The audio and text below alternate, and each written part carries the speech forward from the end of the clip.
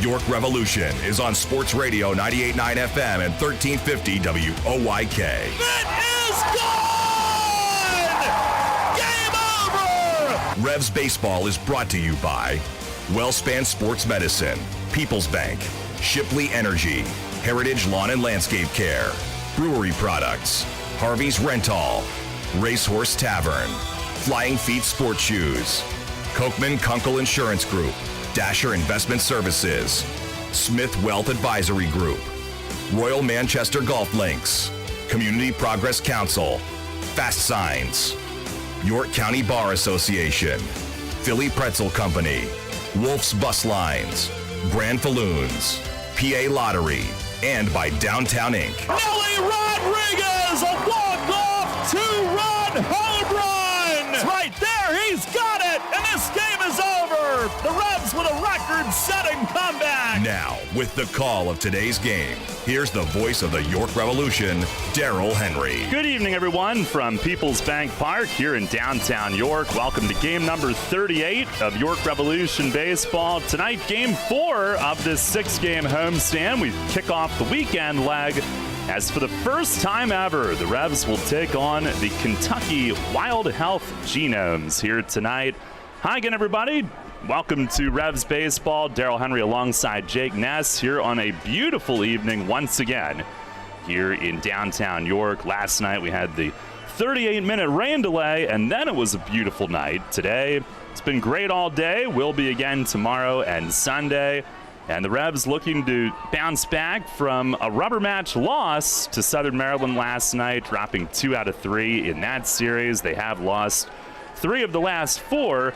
And Jake, they're facing a Genomes team that is playing pretty well right now. They've won 3 straight, 7-3 in the last 10, and that gets them to the 500 mark at 17-17. Yeah, they had a nice little vacation going into that too, and you know, we're going to see a lot of guys who are going to be playing their first game outside of Wild Health Field tonight. Just kind of goes to show you how long it seems they've been encapsulated in that area. But yeah, it's a really good team, a lot of high-powered offense, as we'll get into later in the night, and a solid rotation that we're going to see this weekend as well. Yeah, and a lot of experience on the roster, a lot of former big leaguers on this team. Mark Minikazi taking over as manager after managing in Charleston last season. And last night, the Revs with a 7-1 loss. They were shut down through 9 innings by lefty, soft-tossing lefty Mitch Lamson, who struck out 13 last night. But in the first inning, it seemed like things were off to a good start again for the offense. 0-1. And a swing and a high drive, golf to deep left field. Sundberg looks, it is gone! Elmer Reyes high over the nemesis in left. Home run number 3 of the season. And the Revs, who hit 4 of them last night, have another one on the board right away. It's 1-0 here in the first. But that was the only scoring for the Revs last night, and Southern Maryland took the lead with a 2-run base hit in the 4th, and then in the 7th inning put it away with a 5-run inning. Actually, the biggest inning the Revs have given up since May 12th. It's been a while. It's been 3 weeks since they gave up an inning of 5 runs, and pitching pretty well here of late. Jorge was solid last night, but saddled with the loss, and Jake Lamson was really tough, off balance all night. He'd throw it slow, slower, and slowest, and held the Revs to 6 hits, 13 Ks, tying the most by an opposing starter against the Revs all time. Yeah, it's really an interesting dilemma to crack exactly how he did it. And a lot of it might be a lot of guys seeing these slow off-speed pitches, and, you know, they look really appetizing when you're in the box, and before you cue up your swing, it's still not there. So, you know, you got to tip your cap to Lamson. That was one of the better pitching performances I think we'll see all year in this league. And, you know, there's a reason he came into the day in the top 5 in strikeouts. He now worked his way up to the league lead, now at 49. So, you know, the Reds will look to, you know, be happy to face a right-hander again, I think, after some couple of tough lefties the last few nights. And the 13 strikeouts, tying the most in a game in the league this season by any starter thus far. Carlos Franco earlier today was joking that he'd lift his leg, put it down once, twice, and the pitch still wasn't there yet last night. But tonight, it'll be Duke Von Schaman making this start for the Revs and coming off 5 no-hit innings in Lancaster on Sunday, and is certainly earning another start tonight. He was absolutely spectacular in that game. And the Genomes will go with Nate Peden, who makes the start, right-hander. He's 0-1 with a 4.29. This will be his 3rd start in addition to 8 outings in relief.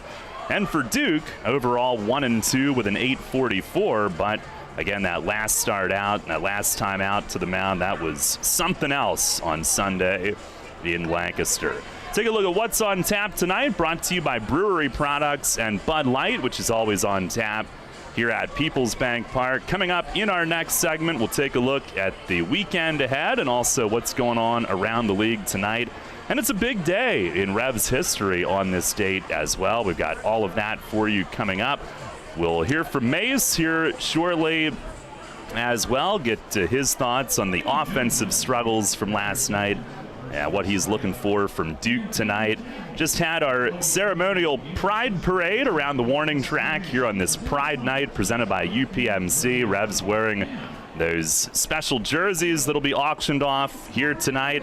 And our first pitch this evening is set for 6:30 here in York. Gorgeous night here, and we'll have it for you right here on Sports Radio 98.9 FM and 1350 WOYK.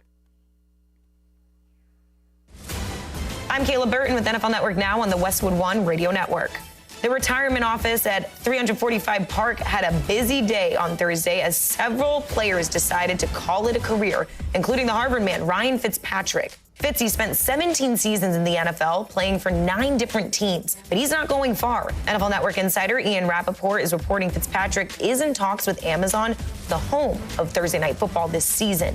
Running back Frank Gore called it a career as well. He signed a ceremonial 1-day contract with San Francisco and retired as a member of the 49ers, where he spent the first 10 years of his career.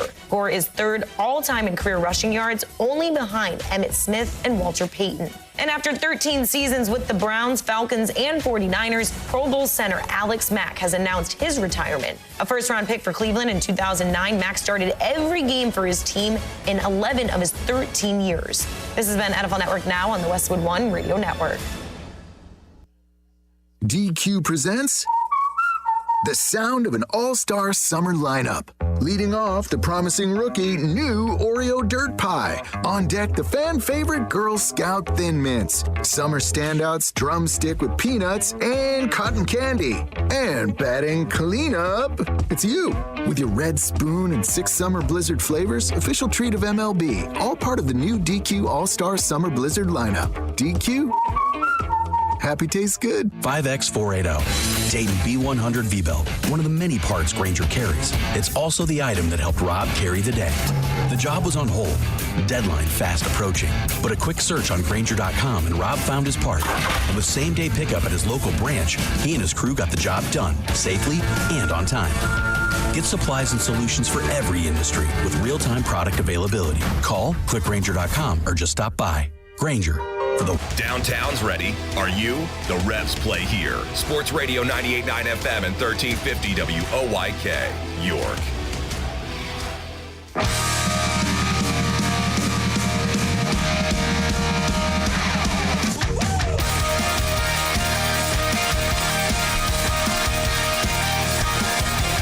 Back here on the pregame show, Jake Ness alongside Daryl Henry, taking you around the league this weekend, brought to you by Wolf's Bus Line. The first meeting in Lancaster this year between the Barnstormers and the Southern Maryland Blue Crabs. We talked with Austin Rooney, the broadcaster, last night for Southern Maryland, and basically told him, look, your team is built for that ballpark. A lot of powerful lefties that should hopefully have a pretty good weekend for themselves at the Clip. And take your shades. Oh, absolutely take your shades.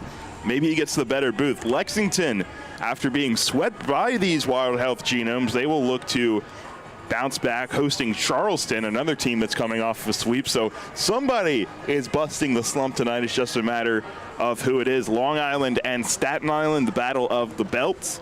going down as well in Central Islip, and then a huge matchup in High Point this weekend. The top two teams in the South Division, the Rockers, who are coming off a big sweep of the Charleston Dirty Birds, will stay at home and host Gastonia, who is looking to bounce back from a sweep. They were swept by a struggling Long Island team this past midweek. All right, that's a look at what's going on around the league tonight on this Friday evening. Revs getting this weekend started, and tomorrow night it continues with fireworks after the game, presented by Blue Moon Light Sky.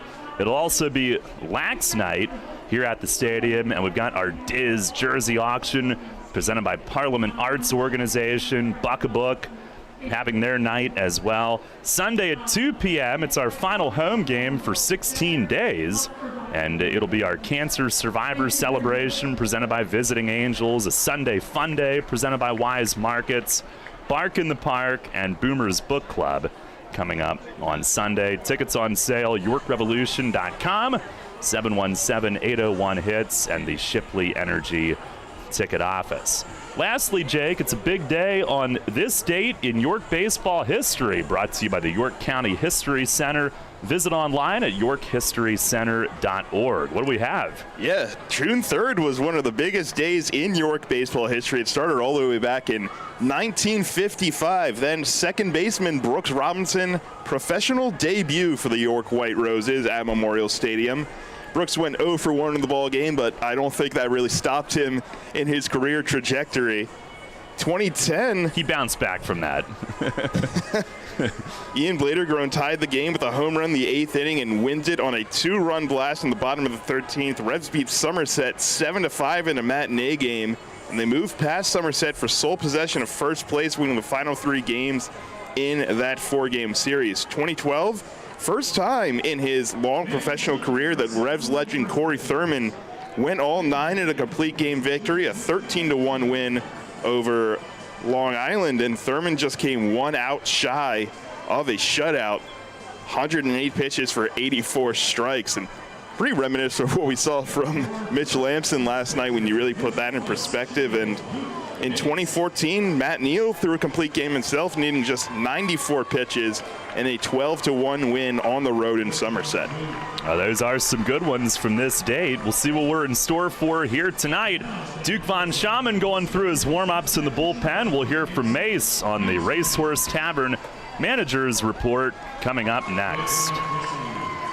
I'm Dan Patrick, and this is Above the Noise. If you wanted to know what direction the NBA is headed, Game 1 of the NBA Finals last night was a pretty good indicator. The Celtics and Warriors combined for 86 three-point attempts. Both teams managed to shoot over 40% from downtown. When a game comes down to the 3, the Warriors typically have the advantage. But last night, Celtics beat Golden State at their own game. Boston survived an incredible first quarter by Steph Curry. Curry ended the first with 6 three-pointers made, but the Celtics didn't blink. The team fired back with a fury of threes that eventually led to a Boston victory. Shooting over 50% from three-point range on the road, going to be difficult for the Celtics to maintain. But you have to keep in mind Boston's impressive performance came in spite of Jason Tatum's off night. And if the Warriors thought guarding the Celtics was tough, a locked-in Jason Tatum is going to make the Warriors' path to another title that much tougher. I'm Dan Patrick, and this is Above the Noise. And now, a message from Discover about real rewards. If you're a loyal credit card customer, you should be rewarded for your loyalty, preferably with something that you actually want and something that you can actually use, something like Cashback Match. Discover matches all the cash back you've earned at the end of your first year automatically, dollar for dollar, because when it comes to rewards, you can't go wrong with cash back. Finally, rewards that make sense. Discover. Exceptionally common sense. Learn more at discover.com/match. Limitations do apply. Is your current home loan the right fit for you? Rising home values mean that you could have more home equity than you might imagine. And if you're considering a refi, an expertly chosen loan from Loan Depot could save you thousands. Ask about their smart term loans, cash out, and over 300 loan options to find just the right mortgage loan for you. Call now, 866-888-LOAN, or go to loandepot.com. Loan Depot, where home means everything. Rates are subject to change. Equal housing opportunity lender. NMLS number 174. Southern recipe. Pork rinds. Southern Recipe pork rinds have the bacony crunch you crave in a protein-packed, low-carb snack. They're the pork rind that tastes best for just about any event. Southern Recipe pork rinds are also low-sugar, gluten-free, and naturally loaded in collagen, so it's a no-brainer. Get through the daily grind with Southern Recipe pork rinds at southernrecipe.com today. Southern Recipe pork rinds. Visit Amazon today for your Southern Recipe pork rinds. 5X480, Dayton B100 V-Belt, one of the many parts Grainger carries. It's also the item that helped Rob carry the day. The job was on hold, deadline fast approaching, but a quick search on Grainger.com and Rob found his part. And with same-day pickup at his local branch, he and his crew got the job done safely and on time. Get supplies and solutions for every industry with real-time product availability. Call, click Grainger.com, or just stop by. Grainger, for the ones who get it done. Catch the Revs all season on Sports Radio 98.9 FM and 1350 WOYK. First in York, first in sports.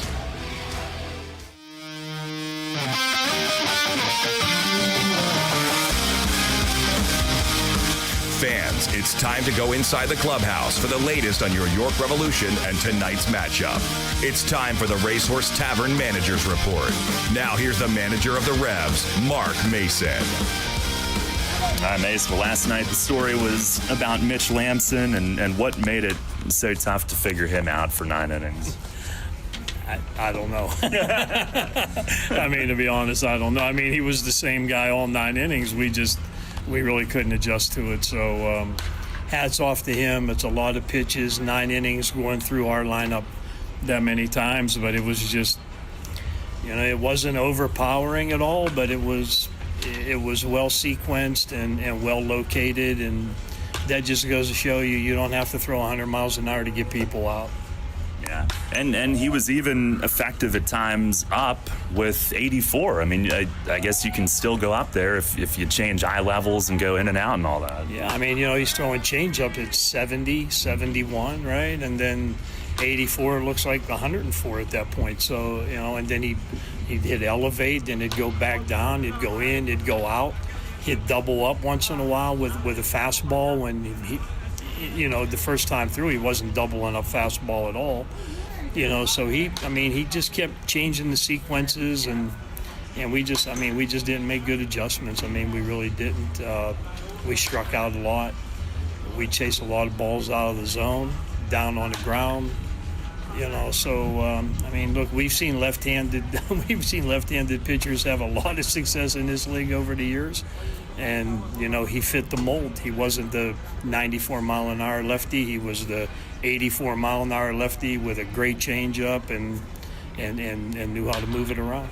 And why is it, as a hitter, when I'm sure you tell yourself wait, and you still just can't wait long enough? What is it that causes you to do that? Is it the arm action? That's the mystery of hitting, to be honest. Trying to stay back, even when you make adjustments like, I was suggesting move up in the box, move in on the plate. I mean, just, try to take away that outside part of the plate, force him to come inside, and we just, hitters are comfortable standing in certain parts of the batter's box, and it's hard for them to make that adjustment. What do you think of Jorge's effort last night? I mean, tremendous. I mean, even though the 7th inning got away from us a little bit, I thought there were some really close calls that could have went either way that he didn't get. The pitch count was running up there. We were at 106, 108, whatever it was. So I mean, I just thought he made some better pitches. His line is not as good statistically as how he threw the ball. I mean, that's the bottom line. We give up 5 earned runs, but our bullpen let him down. I mean, bottom line, the bullpen let him down, and not only did the bullpen give up his runs, they gave up some of their own runs as part of that. So, it was a 5-run inning, and definitely that's the difference in the game. Along with, we have bases loaded and we couldn't even get a run there in like the 3rd inning or 4th, whatever it was. So, I mean, and that's the difference really in our record between wins and losses. We've had a lot of opportunities. Even if you get 1 or 2 runs there, now you're up 3-0, 4-0. You know, then the 2 runs that they score, that's not a big deal. You still have a 2-run lead going into the middle part of the game. But, you know, we've left way too many guys on base this year so far, and we got to change that. Back to starting pitchers, sticking with that, Travieso throwing a sim game today. How'd he look to you? I mean, what we were looking for, it looked really good.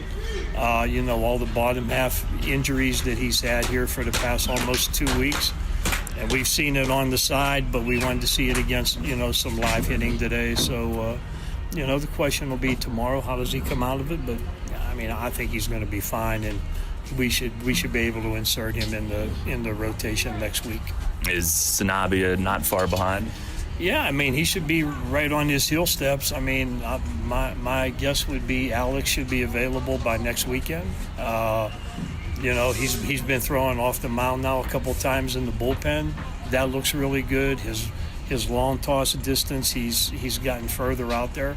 So he's on the verge of maybe 1 or 2 more bullpens, and then, you know, on the road it's tough to do sim. But, you know, we can do sim maybe, you know, I'm going to say in Lexington, because I'm sure that I can get PJ or somebody to let us do it down there. Long Island would be a tougher ask, I think. But, you know, but we're in Lexington for a week. So, I mean, I'm assuming that the PJ or Mark they'll let me do it.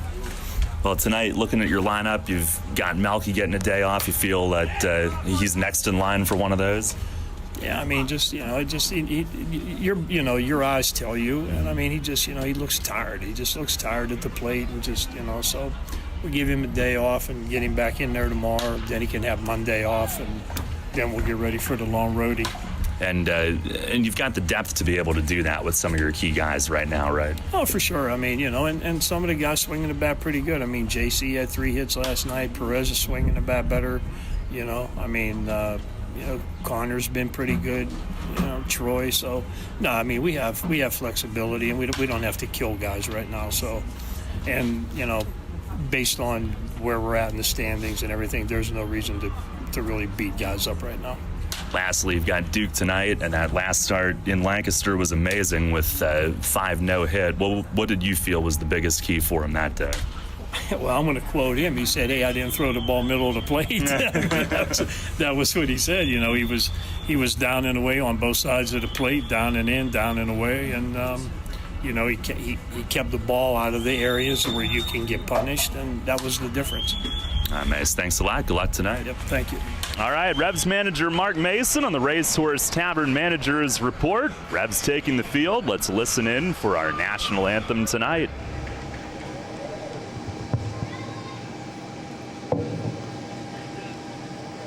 Fans, please rise if you are able and remove all headwear for the performance of our national anthem presented by AmeriChoice Federal Credit Union. Joining us on Pride Night to perform the national anthem, please welcome the Harrisburg Gay Men's Chorus.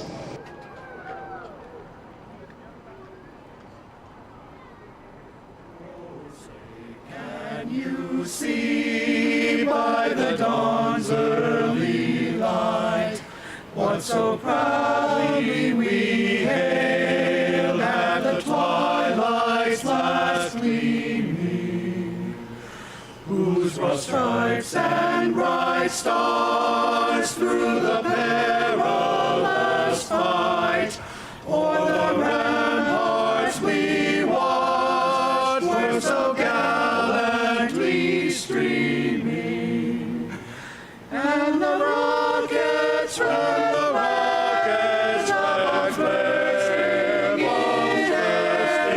gave proof through the night that our flag was still there. Oh, say does that star-spangled banner yet wave o'er the land of the free and the home of the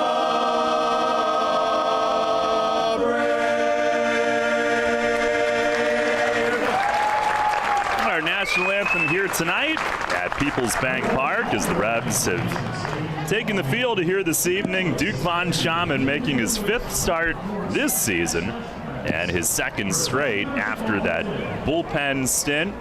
And we'll see what awaits. Nick Travieso through today, and it sounds like the next step for him is to get back into that rotation. Everything in the sim game today went well through a couple of innings to live hitters, his teammates, before batting practice today. And you heard Mace detail all of that just a few moments ago.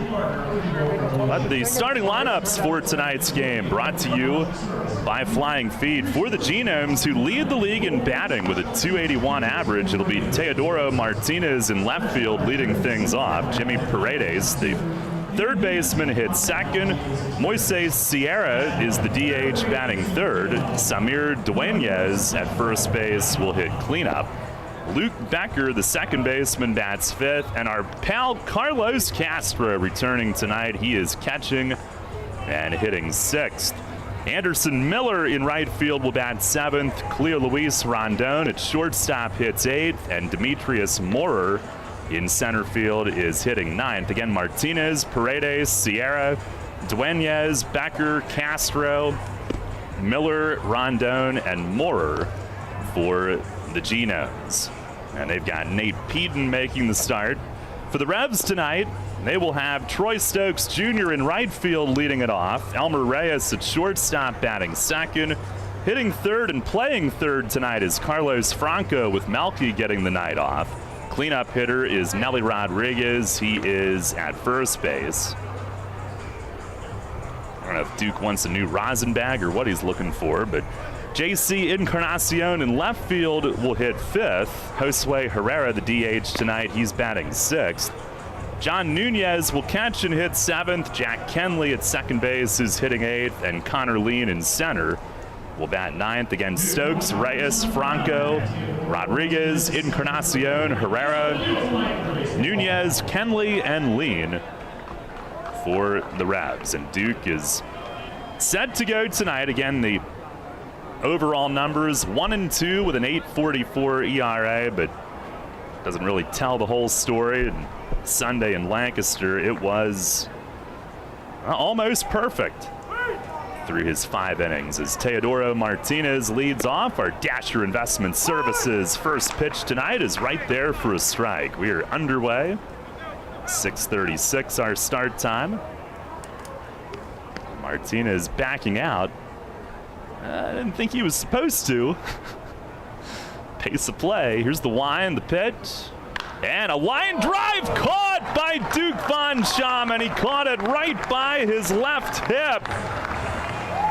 And a birthday present early for Duke, who turns 31 today. Meant to mention that when we opened the broadcast. It is his birthday, and that's a nice gift to start the night. Yeah, that one was scary. If it doesn't hit the glove, that gets a lot scarier. But Duke watching it all the way in, and he has been, it's almost like he found another gear once he switched to the bullpen. Here's Jimmy Paredes, and he takes a fastball strike. Paredes, switch hitter, batting from the left. Yeah, another night, another birthday as Duke delivers. And a swing and a miss. Change up down. Paredes, who's been red hot after a bit of a slow start. He's up to tied for 5th in the league and hitting at .333. 4 home runs. 0-2, and it's down low.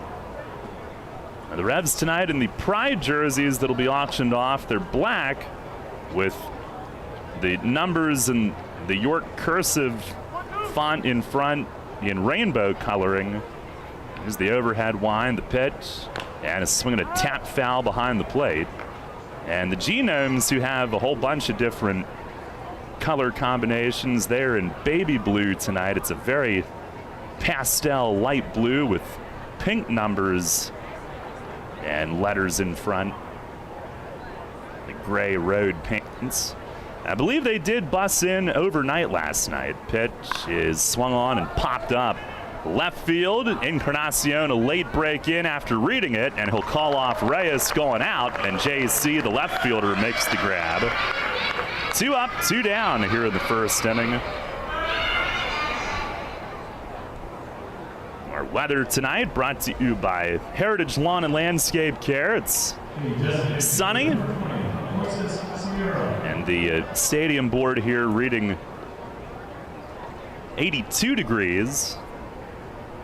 Very pleasant. I think it might actually be more like 79, but whatever. It's very nice. Here's Moises Sierra, the DH, and Duke missing down and in. Sierra hitting .352, 3 home runs. Here's the 1-0, and it's over for a strike. Took some off.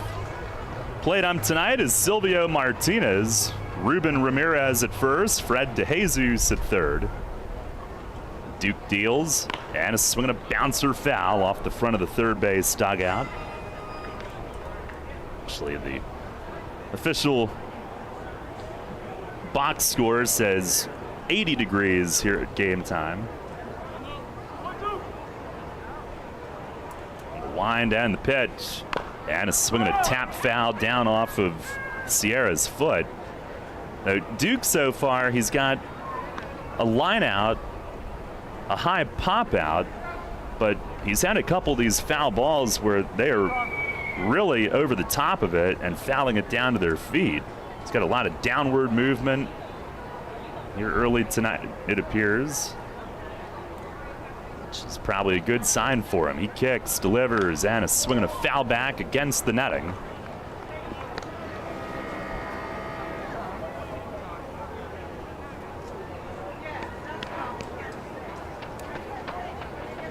His 5 bullpen outings, 7 1/3 innings, 3 runs. He deals, and it's down and away.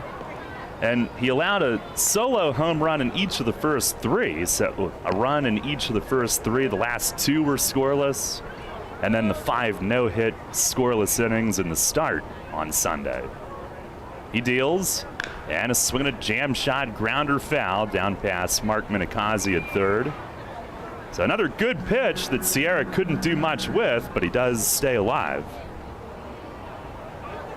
Yeah, first time we saw him out of the bullpen was that 3-inning save in Lancaster when he followed what was a gem by Eduardo Rivera previously. One of the better pitch games top to bottom York has had this season. Now Reddy steps back, lifts, fires, and is swinging a foul tip again. This one nudged back behind home plate. Sierra putting up a fight. This will be the 8th pitch of the at-bat coming up. Actually, the 9th. And Duke, the overhead windup, fires, and a swing and a miss. He struck him out. Change up down, and a 1-2-3 first inning to start things off tonight. We have played a half. It's the Genomes nothing. The Revs coming to bat. Money and business are essential to the strength of a community. So is cheering and celebration and music and fun. That's why York Revolution games, concerts, youth sports, special events, and more happen at a place called People's Bank Park. People's Bank has been serving the community for more than 155 years, always cheering, always celebrating, always committed to the things that make our communities great, and to you having a great time at People's Bank Park.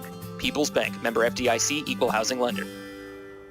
April showers means May flowers. As spring blooms and lawns are growing, so are we at Heritage Lawn and Landscape Care. Our team at Heritage Lawn and Landscape Care is growing, and we're seeking qualified candidates to grow with us. Join our world-class team-based environment and get your foot on the lawn of a new career with the leading provider of lawn care, tree care, and landscaping services in York, Adams, and Cumberland counties. Be part of our team. Find out more at heritagelawnandlandscape.com. Hey, Fred, did you see that Shipley Energy was hiring CDL drivers? Really? My buddy works there. He's been driving for them for over 20 years. Must be a nice place to work. Yeah, I saw online that they're hiring transport drivers and propane and heating oil delivery drivers. Do you need to have a hazmat? Nah, they'll help us get one. They also give 4 weeks vacation, benefits like healthcare, and we'll get to be home every night.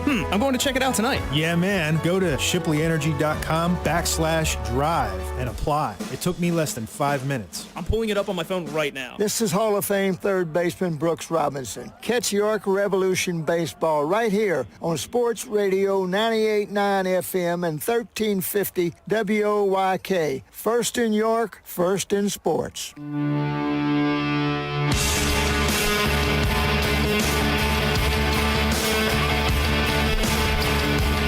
No score. Revs come to bat against righty Nate Peden in the bottom of the first inning. Peden making his third start with the Genomes. He's also made 8 appearances in relief. 0-1 with a 4.29 ERA. But decent numbers, 21 innings, 25 hits. Opponents hitting 287. Has almost a 2-to-1 strikeout to walk mark. 19 Ks, 10 walks. In those 21 innings, 1 home run allowed. And the Revs with Troy Stokes Jr. strutting to the plate to lead things off. Revs looking to tee off tonight. You can too at Royal Manchester Golf Links. Play the best layout in PA on the area's only Pure Links course. Book online at royalmanchestergolflinks.com. And Peden's first pitch tonight out of the windup. It is high. Stokes hitting 262, 6 home runs. 1 for 9 on this homestand. The one was a home run 2 nights ago. Pitch is swung on and popped up foul, backing out of play. It was the first inning leadoff homer for him.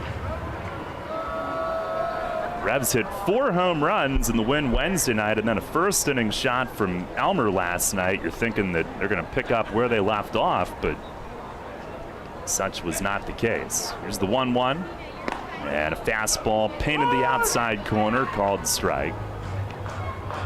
By the way, some of these Genomes, at least left field and center, they've got bright pink socks to go with the color scheme that they've got. 1-2, and a swing and a foul back. I think Castro, who's catching, wanted that ball up. Stokes at least able to protect.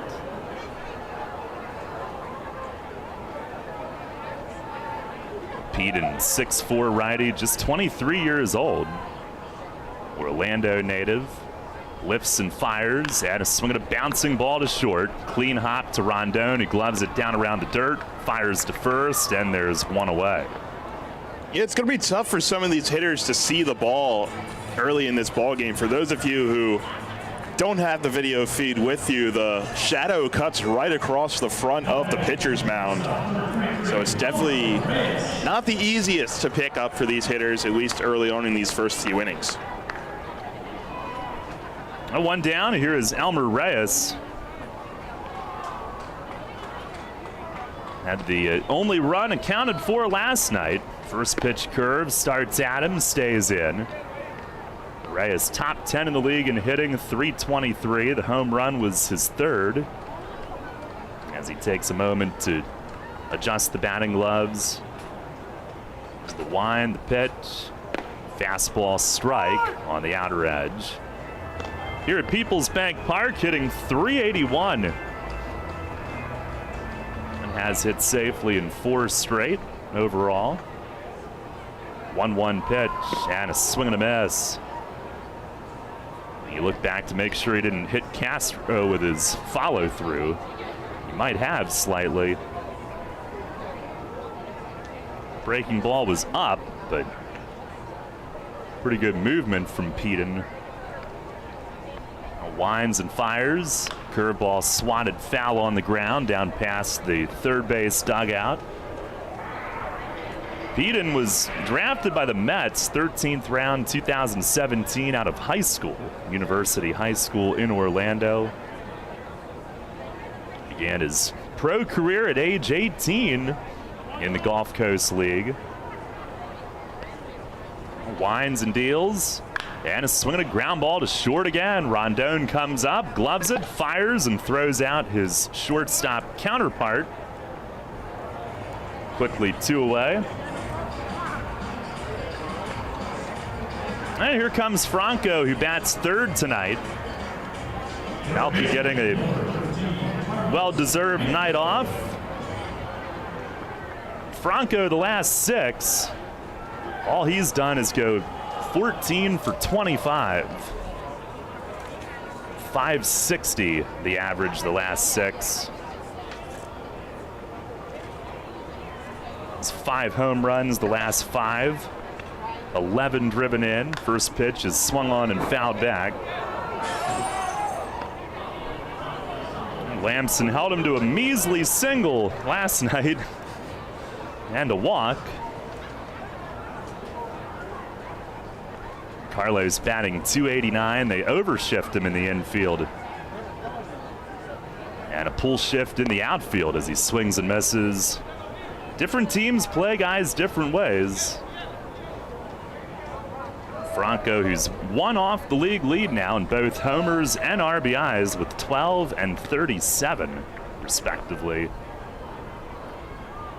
Behind a guy who just took home co-player of the month honors. Pitch sails outside. Courtney Hawkins and Kelly Dugan today named the co-players of the month in May. It's decision-making not a strength. The 1-2, and that misses high and outside, bouncing out of Castro's mitt. The pitcher of the month, Deck McGuire, formerly of Gastonia, he got signed. And not even around to accept his award. Yeah, they have a whole. Do they have a whole ceremony in Manhattan? Maybe like present him with a Thin Mint or something. Here's the 2-2. And that misses high. Nice little pat on the back when you walk into the ballpark the next day. It depends on who you walk in with.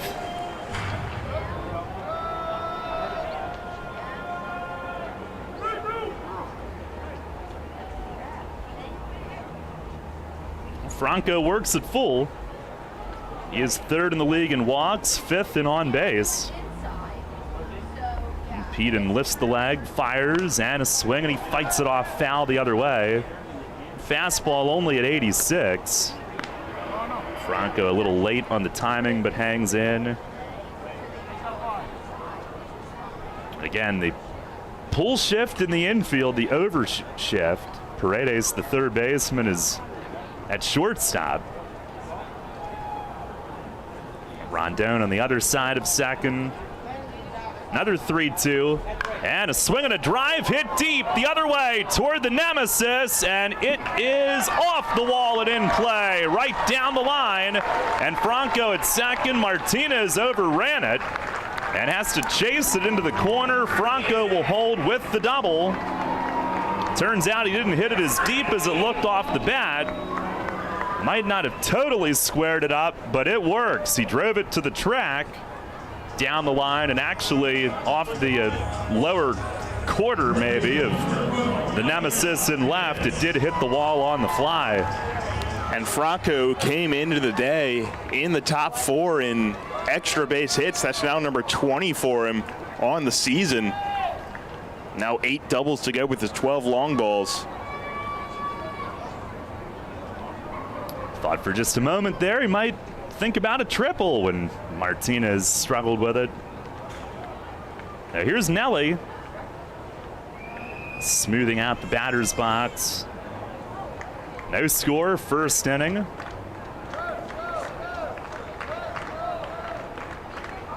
First pitch, it is swung on, hit in the air toward the line in right. Miller heading over near the corner and reaches across and cannot come up with it, and it lands foul. He was dealing with the bullpen mound way down in the corner. He stopped, reached across, and there is a concrete slab there where the bullpen mound is built, and I think he stopped almost like a receiver trying to toe the sidelines and stay in bounds. And Nelly with only strike one against him.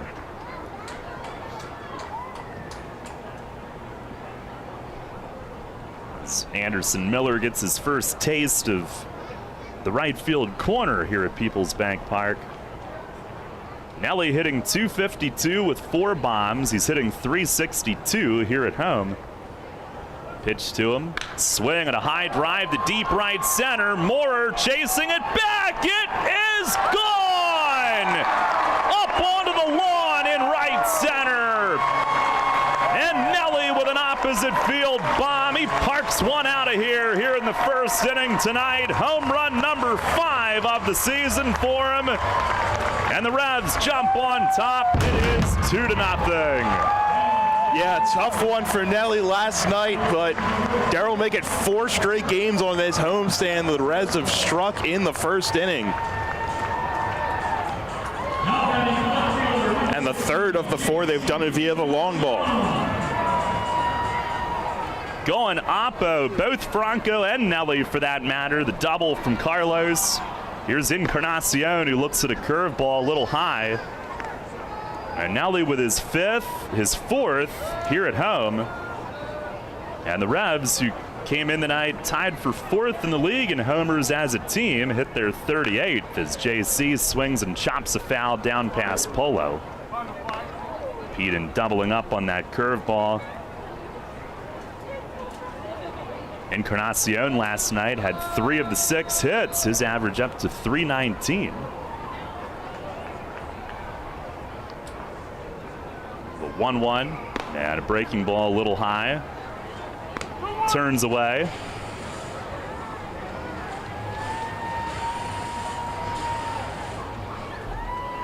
A 2-0 head start. Pitch. It is just outside. 3-1. Home run, the second given up by Peden. Now deals, and that's off the plate away. JC will take his base. 3rd straight to reach after Peden had gotten the first 2, both on ground balls to short, in fact. And here is Josue Herrera as the DH assignment tonight. Josue hitting .247, couple of home runs, 15 knocked in.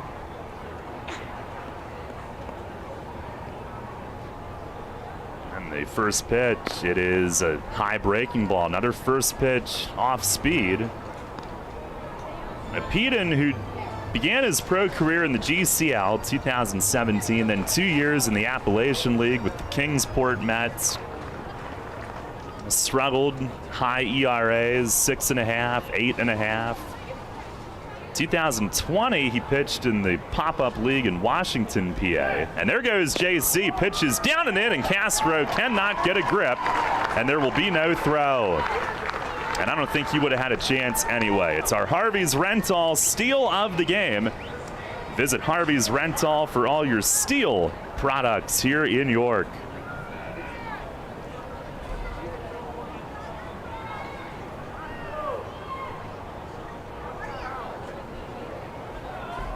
JC with his 2nd of the year in as many tries. And now Herrera will try to get him home.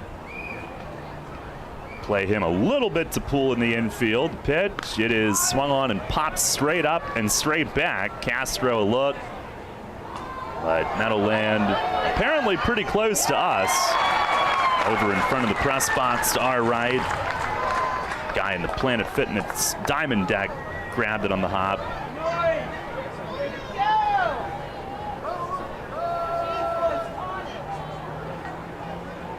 Last year, Peden signed a pitch in the Brewers system. He was at rookie ball and Class A. Now he's here. He fires and a swing and a miss. Gets Herrera on a fastball. That was only strike 2. 2-2. Last year was in the Arizona Complex League for a bit, and then with the Carolina Mudcats. Combined to have a .525 ERA, all in relief in the Brewers system last year. Now home, and a swing and a well-hit ball to straightaway center. Moorer is back on this, but he'll stop and wait and puts it away. Herrera got pretty good wood on it, but flies out to fairly deep center. Revs, though, scored twice in the first again tonight. 2 hits and 1 runner left. And we've played an inning. It's the Revs 2 and the Genomes nothing. WellSpan Health delivers orthopedic care you can count on. From common bone and joint problems to complex injuries, our team of surgeons, physicians, therapists, and athletic trainers work together for you. We are here for professional athletes, athletes in training, and the weekend warrior. We're the official sports medicine provider for the York Revolution, the York Suburban Trojans, and your weekend tennis team. That's how WellSpan Health delivers orthopedic care you can count on. What's the deal with the Dan Patrick Show? Dan Patrick. Shouldn't Kawhi be the new Dos Equis guy? Like, wouldn't he be a great man of mystery? Instead of that guy that's supposed to look like Michael Phelps, who took over for the old guy. Yeah, I thought it was one of that was like, hey, how about we get a guy who looks like Michael Phelps as the most interesting man in the world? Kawhi would be great because he's so deadpan. Dan Patrick, mornings at 9 on Sports Radio 98.9 FM and 1350 WOYK. What recreational sport is sweeping the country? It's pickleball, a blend of tennis, badminton, and ping pong. It's great fun for everyone, young and old. Where can you find the right footwear for pickleball? Flying Feet.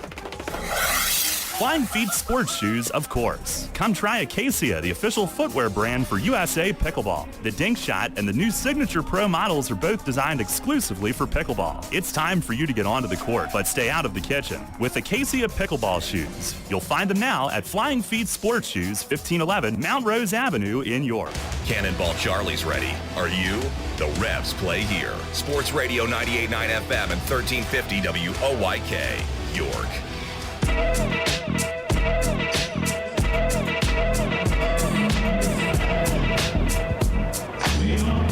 Revs a 2-0 lead on the Nelly Rodriguez first inning home run. A good start for Duke Von Schaman to work with as we start the second tonight. Had a 1-2-3 first. And Samir Dunyas will lead things off. First pitch to the left-hand hitting first baseman is off the plate away. Dunyas 5 games with the Genomes, hitting .350, 7 for 20. On the overhead wind, the 1-0, and a swing and a high drive. Hit a long ways, but plenty foul and right. Stokes will give it a look, but well back into the Bud Light bullpen balcony.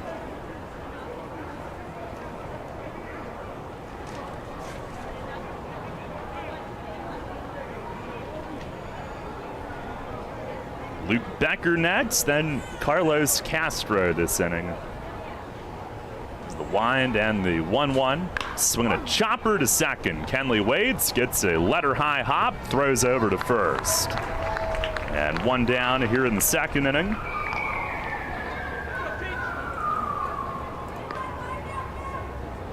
I want to bring up Luke Becker, who is the Genomes second baseman. He's hitting .276, 6 home runs, 20 knocked in. And Wild Health and Lexington, they had that whole week off where they were hosting other games at the stadium. Here's Duke's first pitch, a bunt shown, and a strike taken. But they are now only basically 3 games behind all the other teams in the league for games played. So not a ton more to make up. It's the 0-1 and a fastball right there for strike 2.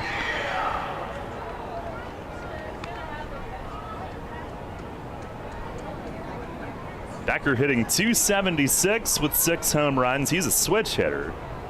0-2 and it misses down and in.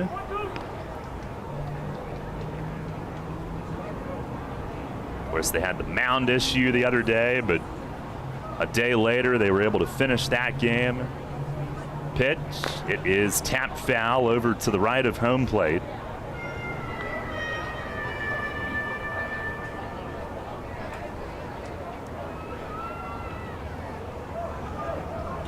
should mention that they lead the league in hitting, but they did lose their best hitter, of course. Riley Mahan was purchased by the Giants. Pitch, it is outside. 2-2.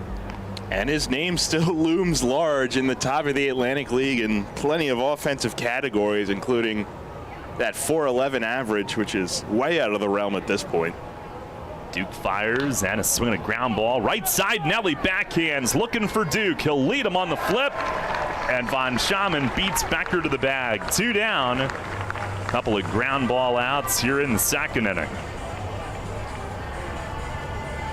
Revs a 2-0 lead. And here comes our buddy Carlos Castro. The Mole. Castro overall hitting .248 with the Genomes .263.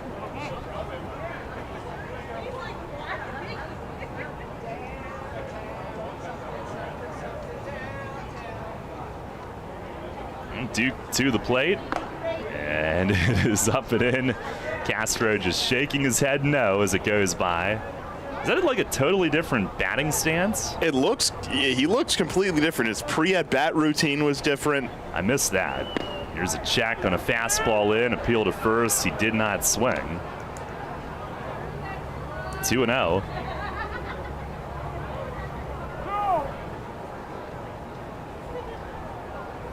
He's got the high pink socks tonight. Throws me off a little. Here's the 2-0, and he lines it, but foul down the left field side. His feet are very close together in the batter's box. His upper body's straight up. The hands are high. It's a totally different stance. Doesn't look like him at all. Here's the 2-1. And he swings and lofts it in the air to left. Will it carry? JC is back. He's going to have room. Just in front of the warning track, he puts it away. As Nelly playfully is going to throw his mitt at Castro on the way by. He's out to end the inning. 1-2-3 go the Gnomes in the second. 2-0 York. We've played an inning and a half. I felt like my well-being was tied to the morning stock numbers. I wanted to invest, but grew tired of the stress of potential losing it all. A friend of mine suggested I talk to Tom Dasher about a fixed index annuity that could be a stable option while still seeing potential growth. Tom has been helping folks here in York County for over 30 years. Give him a call at 717-487-2096 to see if he can assist you. Tee off this season on the best layout in Pennsylvania and experience Royal Manchester Golf Links, bringing you to the coast of the British Isles while never leaving your backyard. Our unique Pure Links layout in the rolling hills of York County gives golfers an experience like none other, featuring 18 pristine holes with picturesque views of the countryside and consistently ranked one of the top public courses in the state. Also offering outings and event bookings. Book your tee time today at 717-268-0490 or nab our online specials at RoyalManchesterGolfLinks.com. Hey man, I know how you feel. That guy down the street, the one with the fancy lawn, those weekend get-togethers, the big family barbecues, and the barefoot kids and wife outside working on her tan. Hey, it's no secret. It's greener on that side of the fence. It's Heritage Lawn and Landscape Care. Greener grass on your side of the fence is just a quick phone call away. For world-class care right in your backyard, call Heritage Lawn and Landscape Care, 717-292-9994. Get the latest on the Orioles with the Baltimore Baseball Show, hosted by Dan Connolly. Mondays at 6 on Sports Radio 98.9 FM and 1350 WOYK.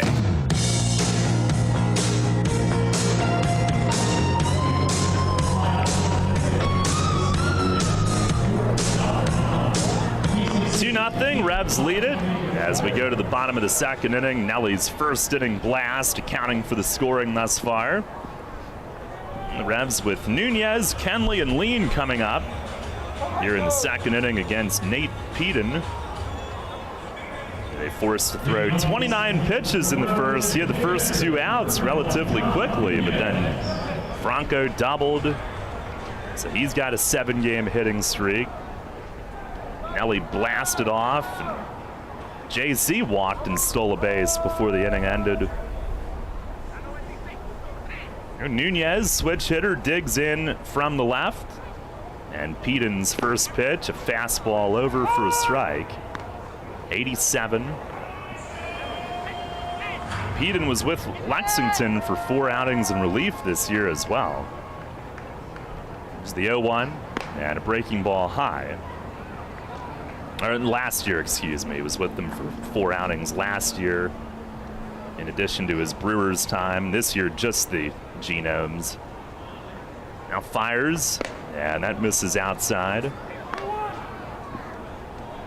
In his career, 6.20 ERA. Highest level was Class A. 2-1, and a fastball. That's in for a strike. Working quickly here with nobody on. Nunez 3 for 15 with a double and an RBI. Pitch, swings and grounds it over to second base. Becker's got it, throws to first, and there's one away. We got Nunez to pull that one over. With one down, Jack Kenley coming up.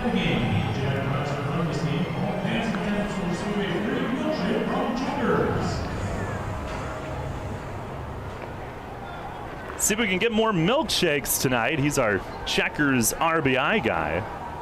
First offering almost hit him.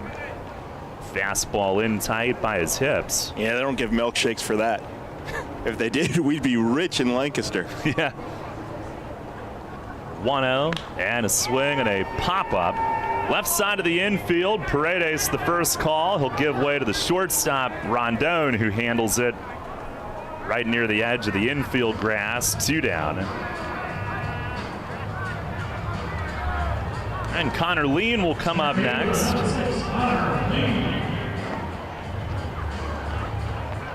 Revs a 2-0 lead.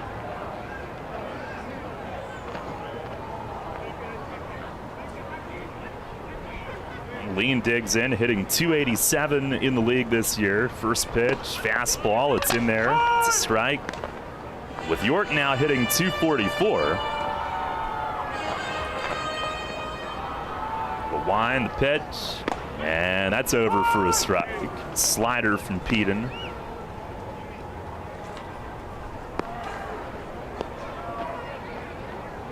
Winds and deals, and it's down low.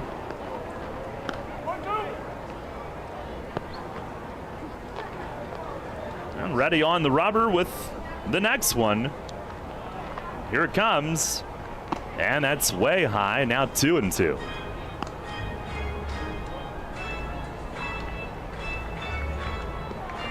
First ever meeting between these two.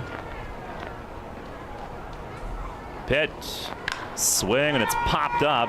Left side again. Paredes from third, coming down past the bag into foul ground, and he gives way to Castro, the catcher, who went about 2/3 of the way to third base to take it. And Castro gives Paredes the business like that was yours, but Castro came over and took it.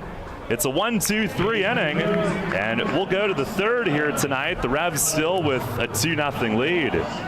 Spring is in the air, and Harvey's Rental can get you prepared for what's ahead. With the biggest selection of steel products on the market, Harvey's Rental will get you set for your next home project. From lawn and garden equipment, pressure washers, post hole diggers, and more, Harvey's Rental has it all. Have a special get-together or graduation coming up? Harvey's Rental has what you need to make your party memorable. Celebrating 60 years. Visit them in person at 1409 South George Street in York or online at harveysrental.com. What's the deal with the Dan Patrick Show? Dan Patrick. Shouldn't Kawhi be the new Dos Equis guy? Like, wouldn't he be a great man of mystery? Instead of that guy that's supposed to look like Michael Phelps, who took over for the old guy. Yeah, I thought it was one of the, that was like, hey, how about we get a guy who looks like Michael Phelps as the most interesting man in the world? Kawhi would be great. because he's so deadpan. Dan Patrick, mornings at 9 on Sports Radio 98.9 FM and 1350 WOYK. At Donegal, we understand there are many costs associated with running a business. That's why Donegal works with you to provide quality insurance products based on your business needs, and why we deliver that insurance at a price to fit your budget. Call your local independent Donegal agent today and discover why, when it comes to insurance for your business, Donegal is a better value. Contact Kochman Kunkel Insurance at 717-854-0300 or stop in at 3217 East Market Street, York. Locally owned and operated by Pam and Rudy Kochman. Kochman Kunkel Insurance. Listen live, on demand, and on the go. Download the new WOYK app on the Apple and Google Play stores today.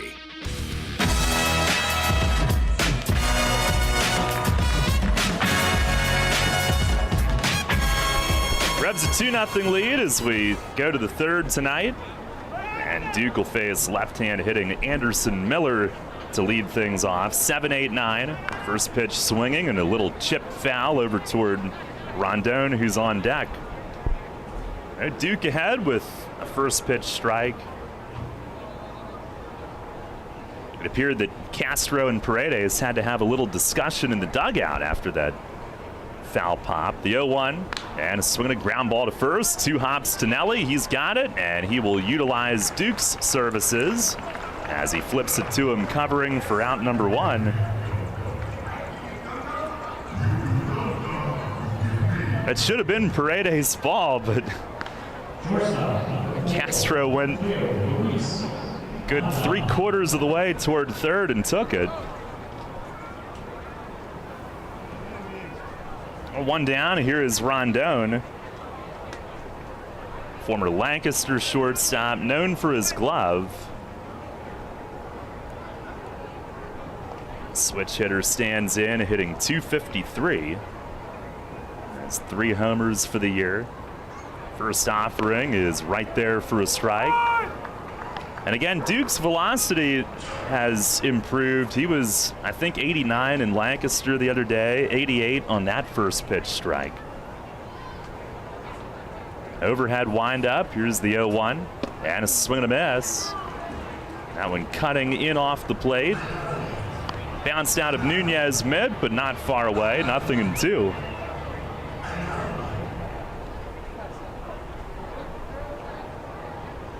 Rondon backs away for a moment.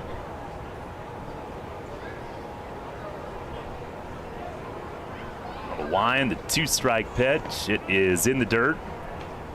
Dunyas down to block just in case. The lights about halfway on. Plenty of sunlight here. Shadows from the back of the mound in. Most of the infield dirt and outfield in sunlight. Pitch. It is chopped toward first and fair. Nelly gloves it along the line and flips to Duke, covering again. 2 down. That's the 3rd time they've teamed up tonight and twice in as many outs this inning. And that one chopped right along the chalk, and Nelly just kind of glove tucked to his hip, grabbed it along the line and used his pitcher again. 2 away. Here is Demetrius Moorer, the center fielder, rounding out their order tonight. He's hitting .267. No homers, 6 driven in. And Duke's first pitch is swung on and fouled back upstairs. That foul ball brought to you by Window World.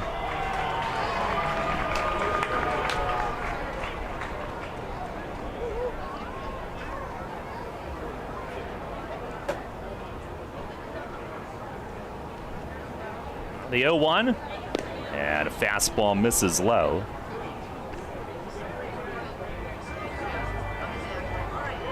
Revs up 2-0 here in the 3rd tonight. Duke pitch, and it's inside.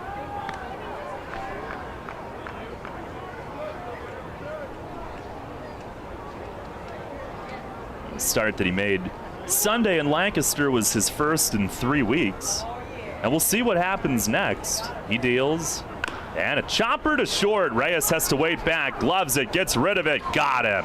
Moorer's got good speed, and Reyes had to read and play the hop and then throw off his heels a little bit, but snapped it across in time. 1-2-3 inning with 3 ground ball outs, and that's been the case for Duke in each of the first 3 innings so far tonight. We go to the home half of the third, still 2-0 York. People's Bank is happy to sponsor the home of the York Revolution, People's Bank Park. People's Bank has been serving the community for more than 155 years, committed to helping their clients achieve their dreams and live confidently. That commitment continues at People's Bank Park with Rebs games, concerts, events, youth sports, and much more. We're proud to partner the York Revolution, and we look forward to seeing you at People's Bank Park. People's Bank, member FDIC, equal housing lender. York North Rotary Summerfest has an elevated experience for you June 11th, noon to 4 at People's Bank Park in York.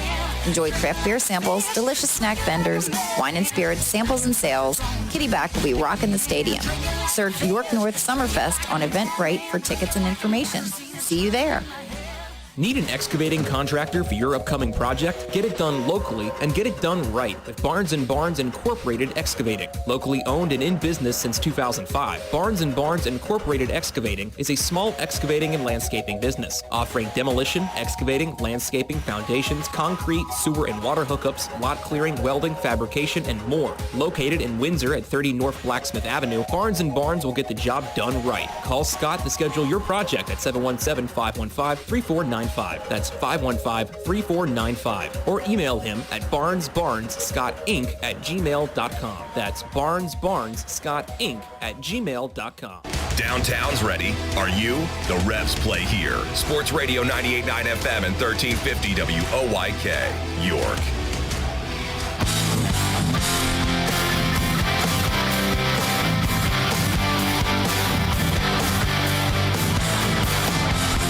Revs lead at 2-0 as we go to the bottom half of the third inning. Troy Stokes Jr. will lead things off, top of the order. Our WellSpan Sports Medicine injury report tonight. Nick Travieso threw that sim game today, couple of innings against teammates and felt good. Alex Sanabia not far behind, rehabbing his groin tweak. For Nick, it was a hammy. Edwin Figuera on the injured list with his hammy, but he is going through on-field work. First pitch to Stokes is down low.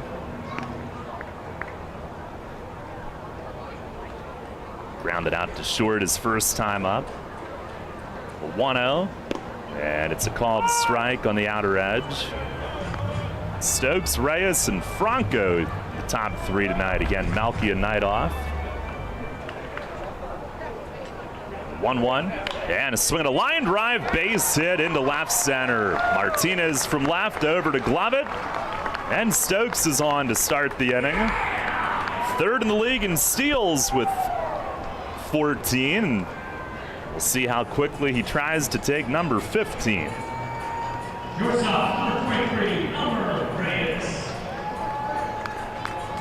Malky, by the way, is down in the near railing close to Mace. He is they don't have a C on the jersey, but they may as well. He's El Capitan. Like having another coach next to Mace tonight, I'm sure.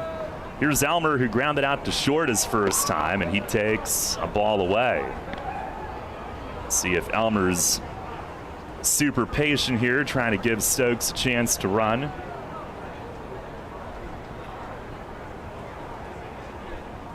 Encarnacion a steal in the first inning tonight. Peden moved to first, and Stokes dives back. He is 14 for 15 in steals. Third in the league, 3 off the top spot.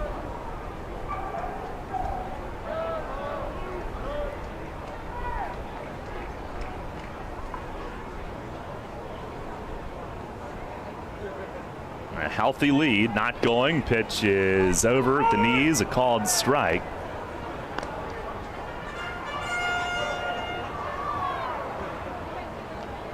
Now, 1-1's usually a good count to run on.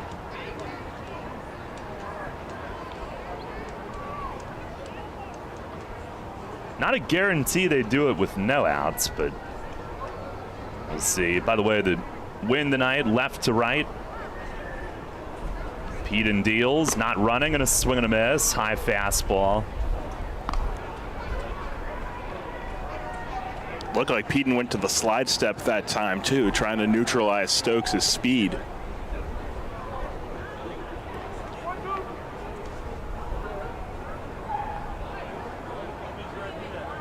Now Elmer will call time and take a step out. 1 ball, 2 strikes. Peden the stretch, the pitch. It is swung on, poked on the ground right side. Becker to his left. Can't get it away to second. He throws low at first, and it hits the Revs' dugout fence. And Stokes will break for third and make it. It'll be a throwing error on Becker, who got himself all twisted around. And the Revs with first and third, and nobody out. And Reyes poked it softly. Now, Sandy questioning, I guess, might there have been some kind of interference here, and the umpires are getting together. Yeah. He's questioning if the ball went out of play. On that play, obviously Becker looked to second initially, and kind of looks like he made a bit of a lazy throw over to first and ended up just spiking it. And there is a chance one way or another, whether it be interference with the ball going out of play, that Elmer could find himself in scoring position. And nope, it looks like they're going to stay. Well, it was worth a shot. But yeah, Becker got himself all twisted around. He had to go to his left to field that soft dribbler. Looked at second, and that's what got him all out of whack. And then the throw to first was poor. So first and third, nobody out. And here's Franco. Genomes have committed the most errors in the league. That's their 45th. They came in tonight with 7 more than the next highest club, Staten Island. And Franco will try to add to a 2-0 lead. He started things with a 2-out double down the line and left in the first inning. First pitch is a check on a ball in, and the appeal out to Freddie by short. He says no swing. Have you and Freddie made amends? Why would we need to?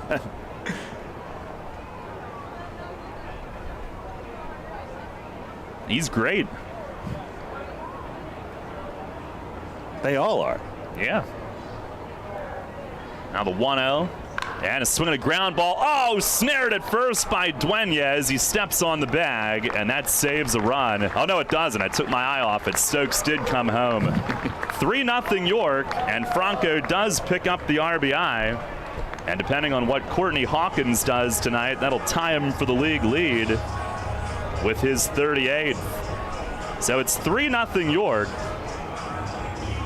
And Stokes scores. I looked up and I saw the black jersey. I thought that was Silvio Martinez, black umpire's jersey for a minute, but the Revs wearing the special jerseys tonight. Stokes did go on contact.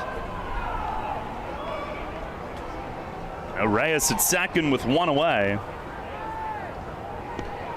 And here is Nelly, who homered to right center in the first. First pitch, breaking ball, a swing and a miss. Let's say hello to great Revs fan, former co-worker Melissa Clark, who's tuned in tonight. Now a Kannapolis Cannonballer. Leads their video crew. Gorgeous new stadium down there. The pitch, breaking ball, it's bounced foul, third base side. And Dunyas made a nice stab on that ball at first. That was a hard grounder right by the bag.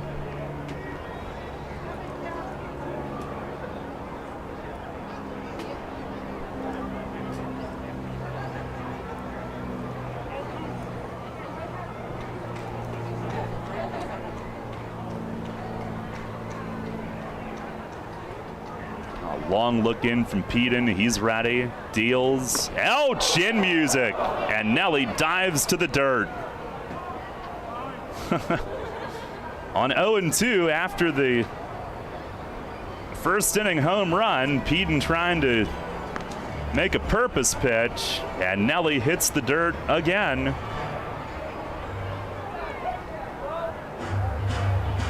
Well, there's only 2 teams in the league that have hit more than 30 batters. Yeah, I think you can guess who one of them is. The other one is the Wild Health Genomes. Apparently lots of theirs have found the body of Courtney Hawkins. From what we hear. At least 6 of them from what we're told. Now the 1-2, and a swing and a line drive, base hit to left. Reyes had to make sure that it got over the shortstop's glove. He'll scamper to third and stop there. First and third with 1 out, and Nelly is 2 for 2 now on the night. Revs with their 4th hit. They lead it 3-0, and JC Encarnacion will try to get some more home.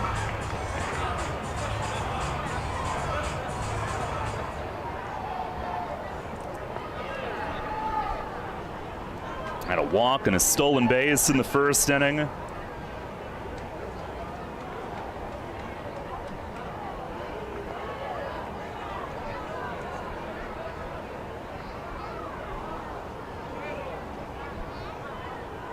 Peden with the pitch. It is inside.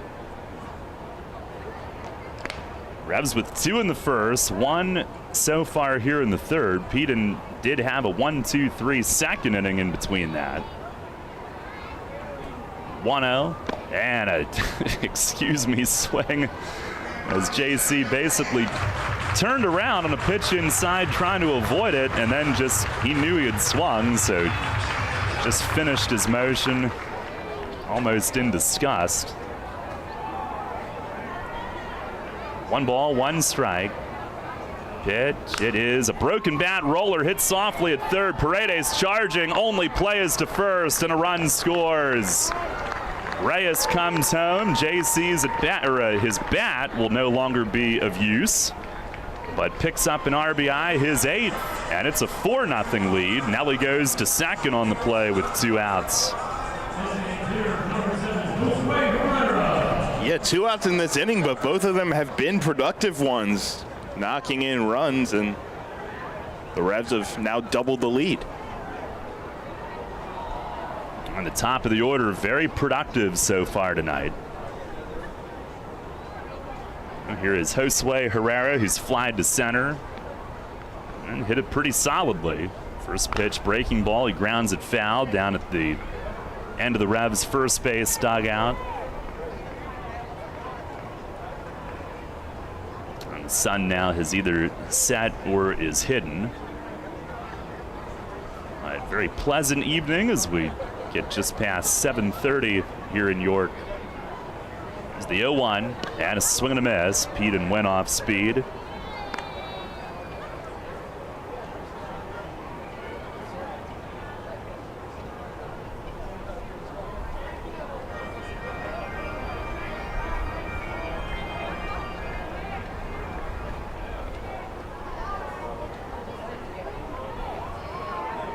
Castro wants it high, and Herrera goes after it and fouls it back. Carlos not subtle as he emphatically stuck the glove up high, like get it up there. And Herrera protecting on the letter high pitch. 4 runs, 4 hits, no errors for York. 0-0-1 for the Genomes. Pitch to Josue, a backdoor slider, missed. Peden does a little high stepping in place at the front of the mound, hoping to get that call. No dice.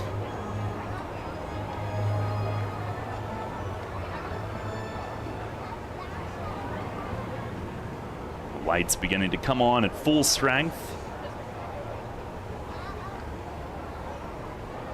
1-2 and a swing and a well-struck ball, but he cranks it foul. That ball hammered, and he watches it go onto the clubhouse roof, well over the Bud Light bullpen balcony and everything else.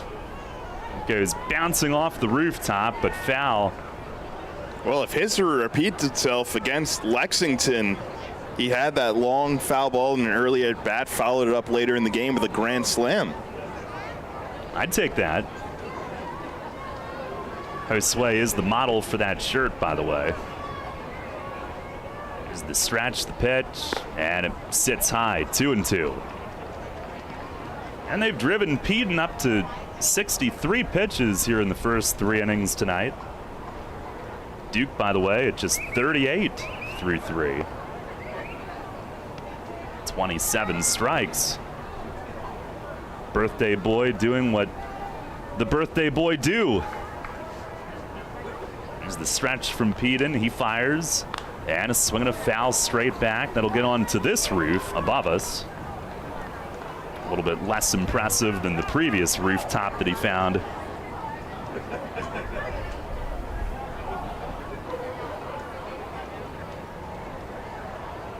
Four nothing York. 2 runs home this inning after 2 in the first. Couple RBI groundouts here in the third. And Peden with the pitch. Breaking ball, line drive, right field. Miller back on it, and he's got it. And Herrera again puts a good swing on one. Nothing to show for it yet as Miller hauls in the liner, but the Revs score twice. 2 hits, 1 error, and 1 left. Jake with the play-by-play as we go to the fourth. Revs on top, 4-0. Named one of the best advisors in the state and the country, Kevin Smith and the team of Smith Wealth Advisory Group can help you develop a customized retirement income plan. As specialists in retirement planning, they will guide you on Social Security, pension choices, 401k and retirement plan rollovers, required minimum distributions, taxation, and optimal distribution strategies. For all your retirement planning needs, contact one of the nation's best, Smith Wealth Advisory Group, located right here in York. Janney Montgomery Scott, LLC, member NYSE, FINRA, and SIPC. Hi, this is Vicki from Brewery Products. Stay tuned to catch the latest episode of Beer Talk airing throughout the day here on WOYK. Each day will feature one of our great brewers and share fascinating stories behind their products. Hear how they got started, how they brew, and their own favorite selections. You might even find a new favorite for yourself. Beer Talk is presented by Brewery Products every day right here on WOYK. Can't get enough of the birds? Sports Radio 98.9 and 1350 WOYK has you covered. Join us all season on Mondays at 6 for the Baltimore Baseball Show, hosted by award-winning Orioles and National Baseball writer Dan Connolly from The Athletic Baltimore. Exclusive in-depth interviews, plus the latest insight and analysis on the Orioles every week. Talking baseball and the birds every Monday at 6. The Baltimore Baseball Show on Sports Radio 98.9 FM and 1350 WOYK. First in York, first in sports. Take us on the go with the new WOYK app. Download on the Apple and Google Play stores today. Sports Radio 98.9 FM and 1350 WOYK. First in York, first in sports.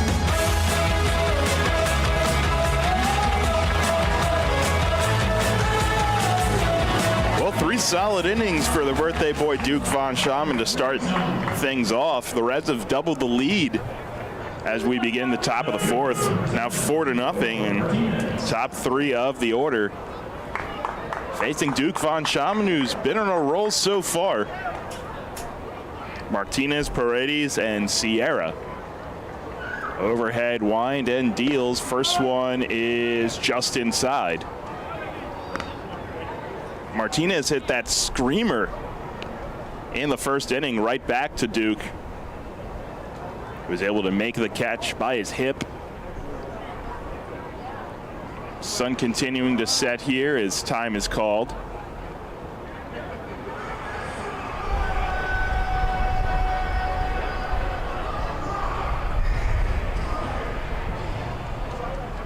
First of 3 between these two teams. 1-0 pitch is across for a called strike.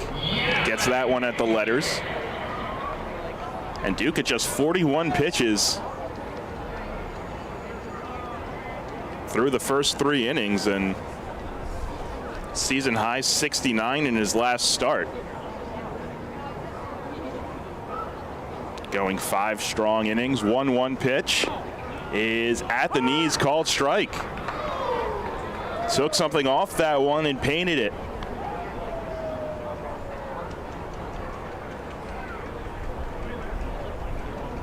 Defense straight away against Martinez at the top of the order. Came in today hitting .294. First time on the road with the Genomes, and he takes down.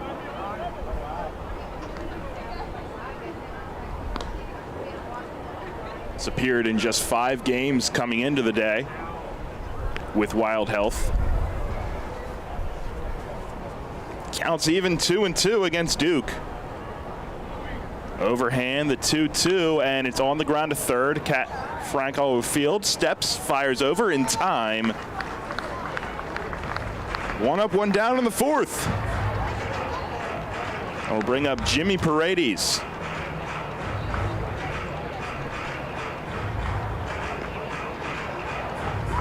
Paredes, a long, relatively successful major league career. Primarily spent a lot of time as a DH, but was versatile. Spent some time most notably with the Astros and the Orioles.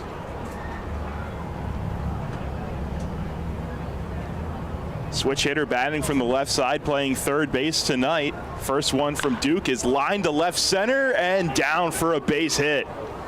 The first hit of the night for the Genomes. Paredes takes a turn but heads back. Throw gets away from Kenley, but Duke's able to back it up.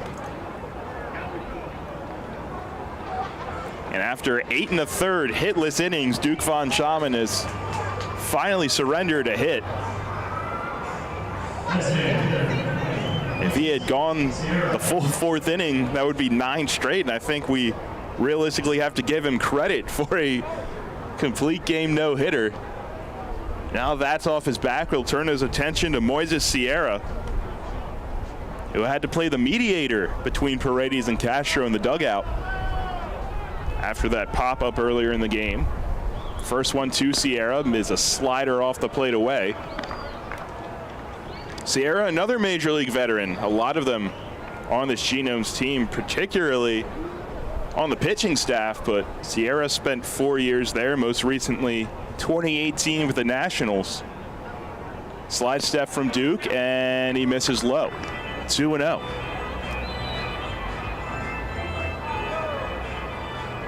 (2012) and 2013 with Toronto is where he got his start to his career. 33 years old. Duke kicks and deals on 2-0 and misses inside. Tried to go with the breaking ball that time, it looked like. And in danger of surrendering the rare walk by his standards.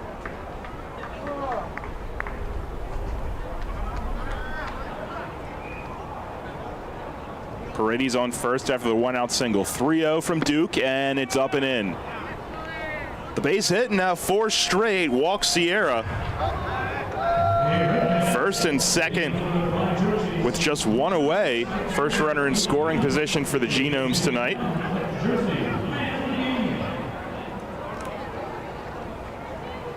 And it brings up the first baseman, Samir Dunyas.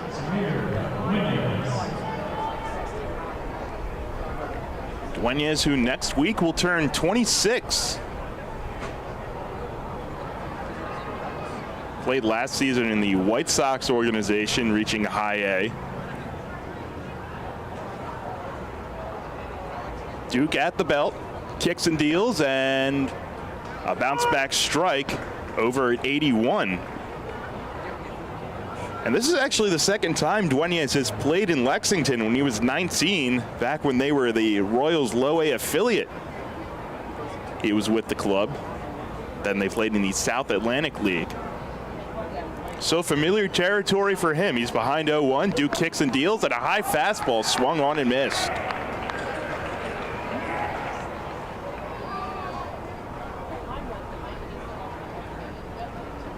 This is 8th pro season for Dunyas, a career .260 hitter.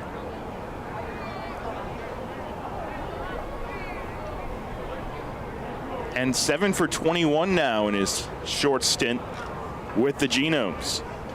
Sierra, a big lead off of first with Nelly playing behind. This one's lined up the middle. Kenley can't get the backhand. It's into center field. Paredes around third. He will go to the plate, and the throw is wide. Connor Lean's throw took John Nunez up the line. It's an RBI single for Samir Dunyas. And the Genomes for the first time tonight on the board. Fourth RBI for Dunyas in his short time here. Kenley tried to range up the middle, and it was just past his backhand attempt. Still just one away. Luke Becker, the second baseman, digs in. He grounded out to first his first time up. Again, Nelly playing behind the runner at first base. Okay. Defense straight away against the left-handed Becker. First pitch is down and away. Duke now up to 52 pitches.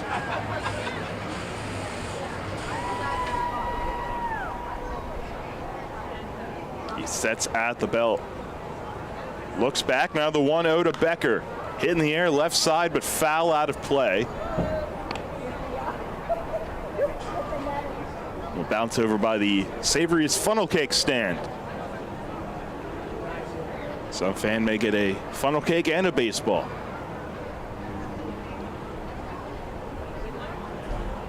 Connor Lean now shaded towards left field. In center, the pitch from Duke is just off the plate away. Nunez tried to frame it. Change up that time.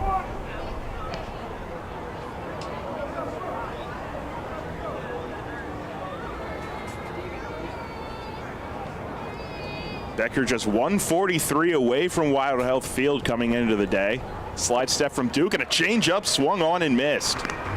Becker took a big hack at it.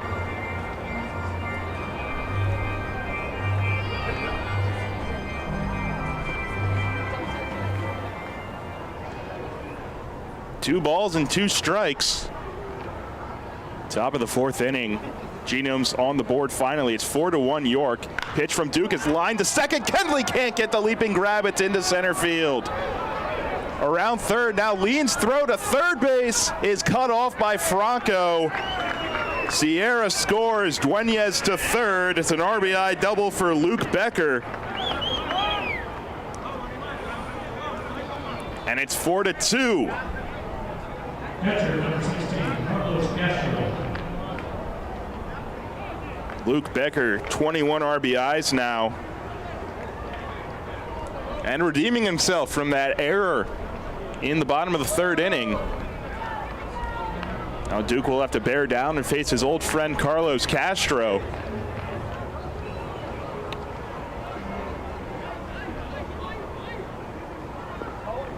If anyone knows Duke stuff, it's Carlos Castro, who caught him last season.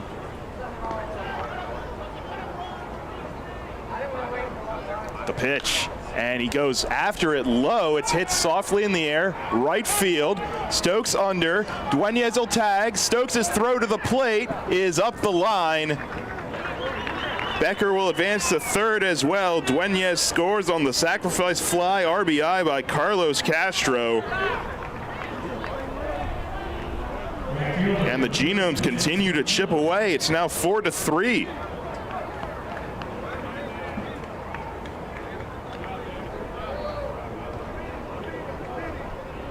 And Duke, who had come in to the inning, allowing no hits, 4 straight base runners, and now the sac fly RBI. And the tying run is just 90 feet away with 2 outs. Miller, the batter. First pitch is down and away. And now action in the Revs bullpen as Josue Herrera gets throwing. Anderson Miller, the 28-year-old right fielder, grounded out his first time up. 1-0, and it is right there for a called strike. Rondon on deck if this inning can continue. Couple well-hit balls off of Duke Von Schaman this inning.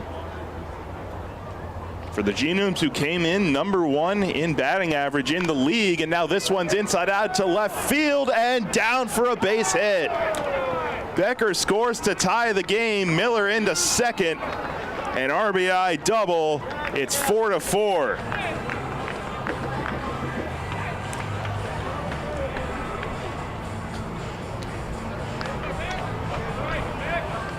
And like we've seen plenty of times this homestand, the Revs get out to an early lead and in the middle innings surrender it right back.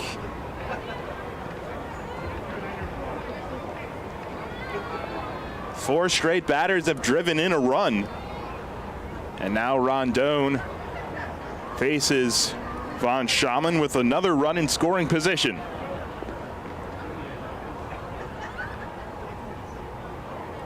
Now they'll redo the signs. Dunyas set up in. The first pitch is up.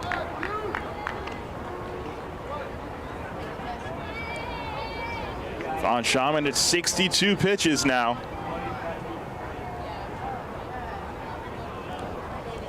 Would love to get out of this inning right here. Rondon, the 8th hitter of the inning, kicks and deals, and foul tips a changeup.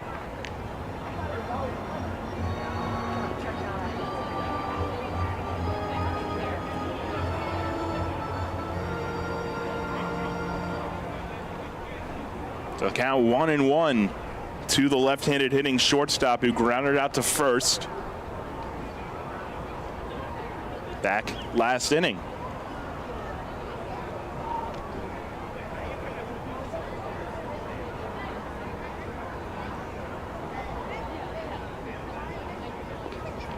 Open stance from the left side for Rondon.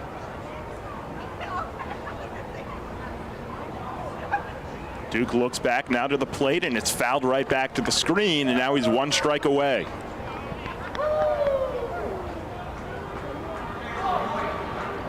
Anderson Miller on second. He just tied the game up at 4 with an RBI double.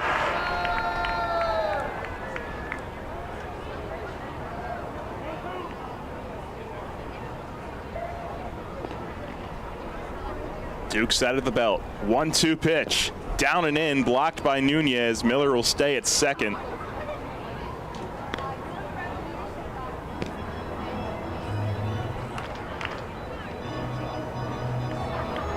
And an action-packed first few innings. Game 1 of 3 between these two teams. And they'll meet next week as well as part of the never-ending road trip. Time we talked about for months is finally here. 2-2. And just off the plate away.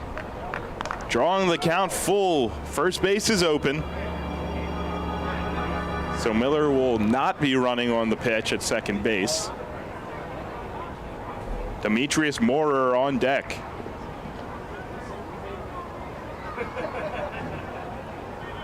Payoff pitch is fouled back.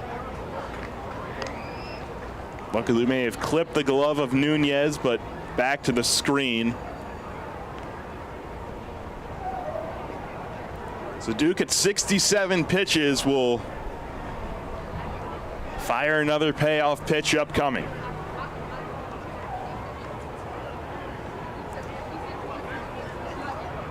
They'll redo the signs. Now Duke's set. A look back at second. Now the payoff.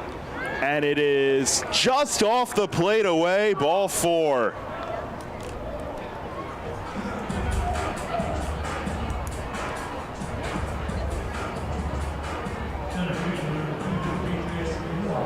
Second walk of the inning for Duke Von Schaman, and now he has the 9-hole hitter.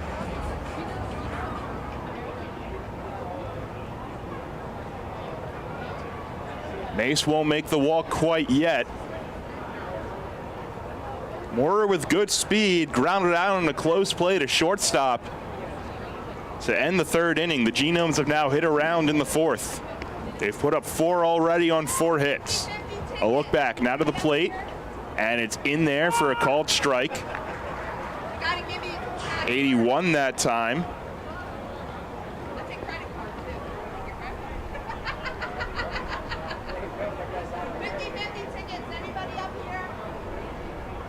Miller on second, Rondon on first with 2 away. 0-1. Chopped on the ground, third base side for Rockwell Field, and step on the bag. 5 unassisted ends the inning, but the Genomes bat around and tie the game. 4 runs on 4 hits. No errors, 2 left. The Reds will look to answer back. We go to the bottom of the 4th, and now we're tied at 4. This is Revolution Manager Mark Mason. I love a great local neighborhood bar, and no matter what night of the week, Racehorse Tavern in Thomasville has something for you. Open 7 days a week, 3 till midnight, Monday through Wednesday, noon until 2 a.m., Thursday through Saturday, and Sundays noon to midnight. Live music every Friday, Saturday, and Sunday, karaoke every Thursday, and bike nights Thursdays throughout the summer. Plus pool league Sunday through Thursday, and a 4-season patio with full bar and food service. Stop in and visit my pal Jim DeLisio at the Racehorse Tavern, 738 North Beesicker Road in Thomasville. For more info, visit their website at racehorsetavern.com. Come on! Colin Cowherd. One of the things Jesse Ventura said is that you don't need a memory if you tell the truth. Larry Brown, by saying, yeah, they blindsided me, you only get blindsided when you're having an affair. When you have to go in the next room and come up with an answer, how do you get blindsided if you're not doing anything illegal? This is The Herd with Colin Cowherd. Weekdays at 3 on Sports Radio 1350 WOYK. Drunk driving prevention is a priority at Anheuser-Busch. You can't drive drunk if you don't drive there. Encourage friends to sign the Decide to Ride petition on DecideToRide.com. Brought to you by Anheuser-Busch, Mothers Against Drunk Driving, Uber, Brewery Products, and WOYK. Anheuser-Busch, St. Louis, Missouri.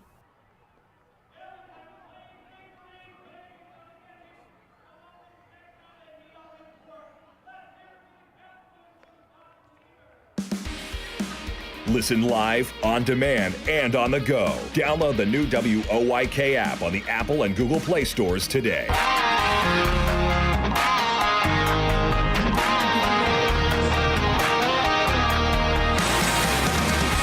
Whole new ball game as we go to the bottom of the 4th inning.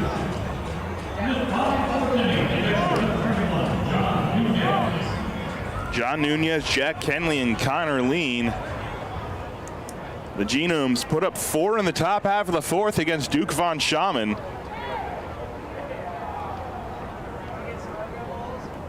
And now we have a defensive change, it looks like, as Felix PA moves into left field. Former longtime big leaguer. John Dunyas against Nate Peden, first pitch, across for a strike.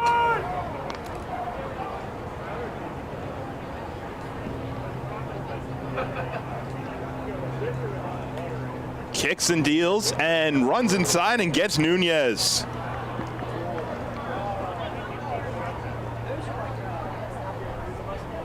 Well, they came into the game second in hit by pitches. The second Peden has hit tonight. Or sorry, the first. The other was just chin music to Nelly. Brings up Jack Kenley.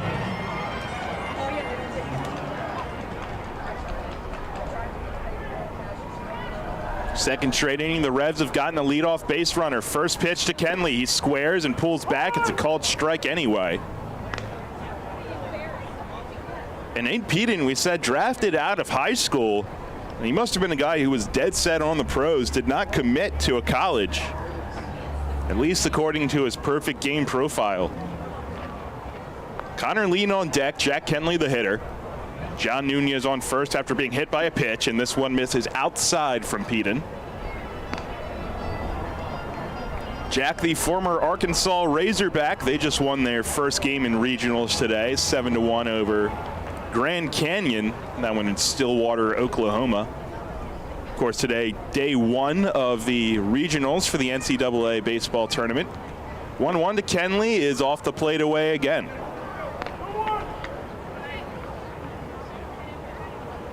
Now 70 pitches for Nate Peden. Connor Lean on deck.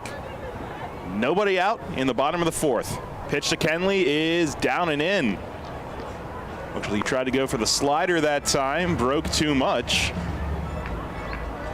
And Kenley in a good hitter's count, 3-1. Revs looking to take the lead right back. The Genomes tied it with 4 runs in the top of the 4th.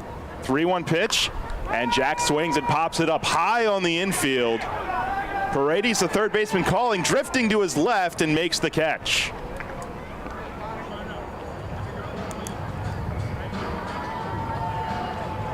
So Kenley's second pop out brings up Connor Lean with 1 away.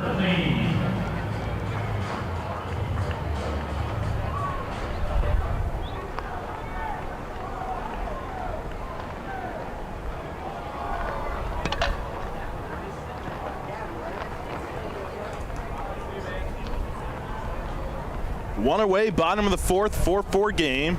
Connor Lean, the 9-hole hitter. First pitch is a slider down and away, blocked by Castro.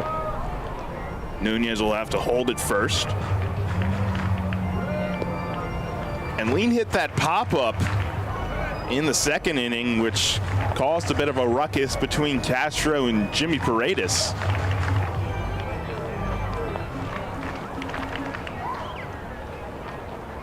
Infield double play depth with Becker tight to the bag near second.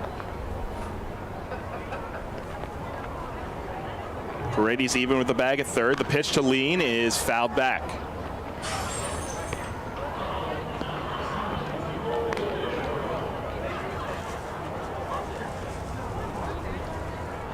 Lean, who came into the day hitting .287. 10 doubles between his 3 teams this year, is among the league leaders. Pitch here is hit in the air, inside out at right side. Dunyas over to give it a look, but it's out of play, and it's 1-2 to Lean. The ball actually ricocheted out towards the field of play, and John Dunyas, the runner, went over to toss it back. 1-2 to Lean. Top of the order awaits on deck. 1 away in the bottom of the 4th. Castro sets up in. The pitch runs inside and gets Lean.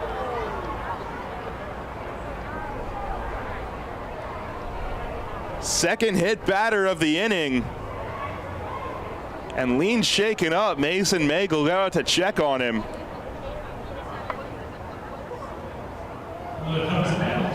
We'll see exactly where it got him. Looks like he was shaking the hand as he ran down. And it looks like that's what they may be checking on.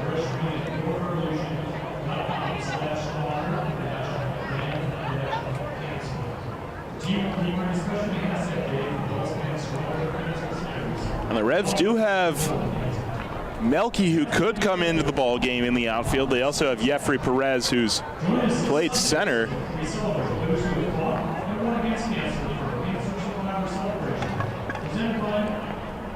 For now, Lean is still out at first base. Again, a recap of this inning so far. Dunyas led it off being hit by a pitch. Jack Kenley followed with a pop-up, and now the second hit batter of the inning, Connor Lean.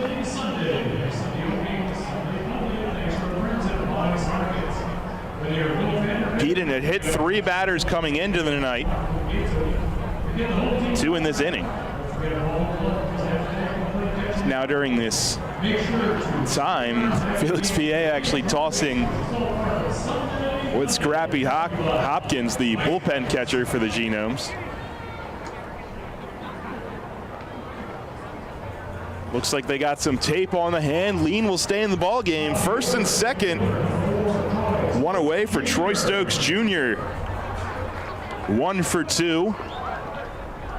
Tie ball game, bottom of the 4th inning.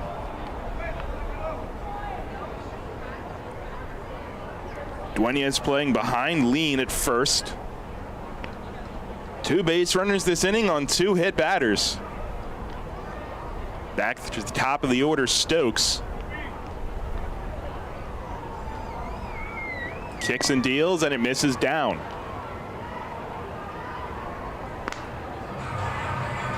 And Peden, who struggled with the command this inning,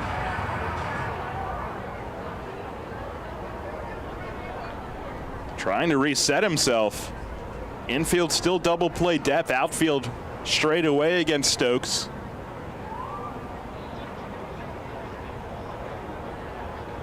Kicks and deals, and this one misses way outside, and a full 360 of frustration by Peden on the mound. 2-0.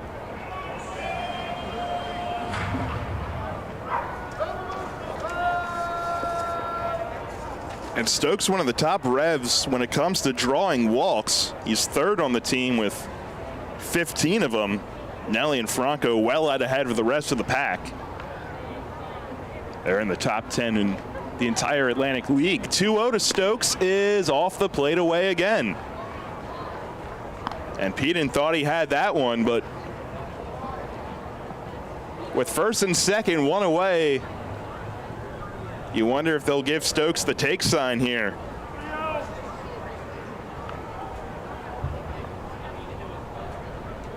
Top of the order for York now with one away and two on. Kicks and deals. Stokes taking all the way, and it misses low. Ball 4. The third free pass of the inning. Loads the bases with one away for Elmer Reyes. And this is a huge situation for York. Yesterday they loaded the bases with nobody out and came up empty in the second inning against Mitch Lanson. They have an opportunity to strike here against a much younger, less experienced arm. In an inning where they would love to get a few runs, as the Genomes have come all the way back to tie this game up. Elmer Reyes reached on an error and scored in the third inning. Breaking ball driven out to left field, back on it, PA. He looks up and it's off the nemesis. Nunez in to score, Lean right behind him. Elmer's into second with a 2-run double. Stokes moves up to third and the Revs are back on top. It's 6-4. Another extra base hit for Elmer Reyes. His 12th double of the year, drives in 2.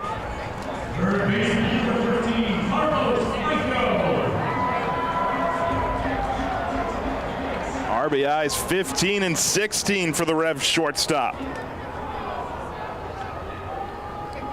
And here is the club leader in RBIs, Carlos Franco, who picked up number 38 in the third inning. As two more in scoring position, and the infield moves in. First pitch to Franco, misses down. Thought about a swing, but held back. Looked like a changeup that time.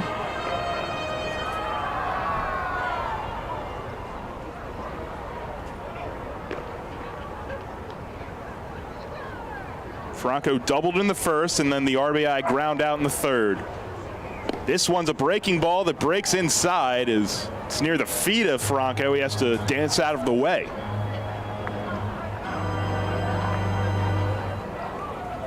Carlos's average is now up to 292. As long as the ball gets to the outfield, the Revs can get at least one more. 2 are already in on the Elmer Reyes double. 2-0. Breaking ball swung on and missed. A bender at 75 that time. Violent intentions on that swing from Franco. This inning started with 2 hit batters with just one away, then the walk to Stokes, and now Elmer's double. 2-1 and still just one away. Bottom of the fourth inning, Reds have taken the lead back 6-4. And now a long set, Franco calls time. There is action in the Genomes bullpen now.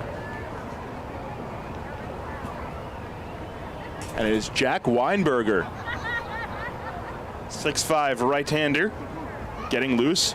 2-1 pitch on the ground, first base side, foul.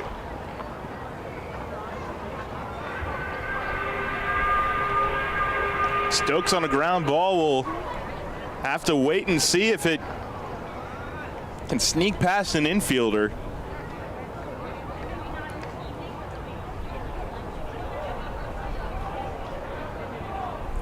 Genomes trying to cut down this lead. It's 2-2 to Franco. Stokes on third, Reyes on second. The 2-2 pitch is up the middle, base hit into center field. Stokes is in, Reyes will come around two, no throw from Moorer. Reyes in, standing, a 2-run single by Carlos Franco. He's got 40 on the season. And the Revs all of a sudden have put up a 4 spot and taken the lead back with authority. It's 8-4.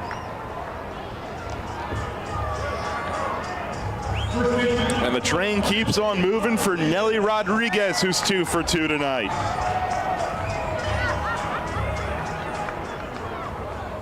The infield had played in. With the way that ball was hit, it probably would have gotten through even if they were back. A seeing eye single. 3rd RBIs of the night for Franco. He's on first. First pitch to Nelly is a breaking ball that drops in for a strike. 86 pitches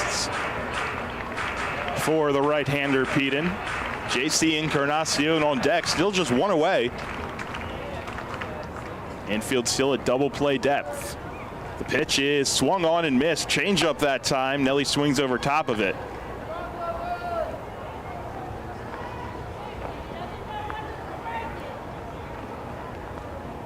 Nelly's 2-run homer in the first kick-started the scoring.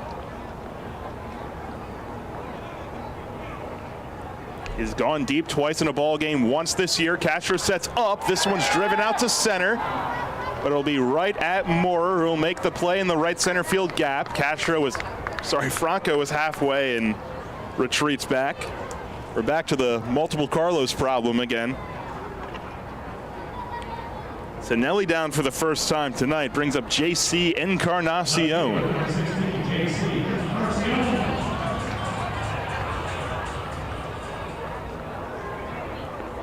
JC, a walk and an RBI ground out tonight.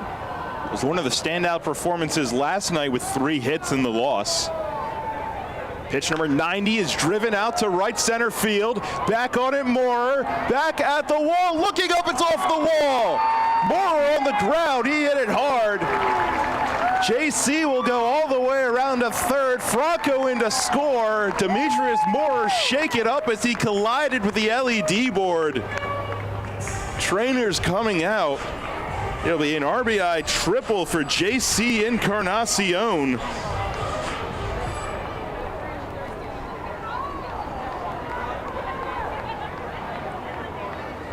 Now the trainers will have to make the long jog from the visiting third base side dugout out to right center field. Moorer's still on the ground, shake it up.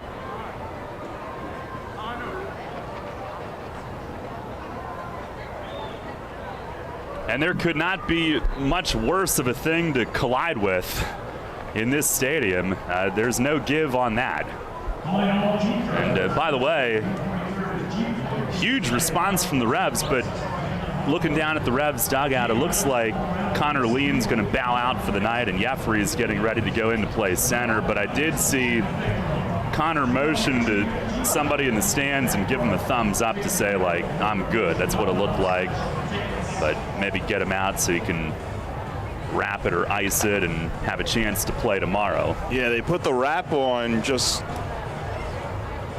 as he was rounding the bases, and this likely just a precaution thing, first game of 3-game series. And it gives an opportunity for Jeffrey, who's been swinging a decent bat recently. And Mace usually errs on that side. Get a guy out and treat it so you're ready for the next day. Now Moorer will try to walk it off in center field. He hit the wall about as hard as you possibly could. And we'll see if he stays in the ball game. He's trying to walk it off. Now doing some light jogs in right center field.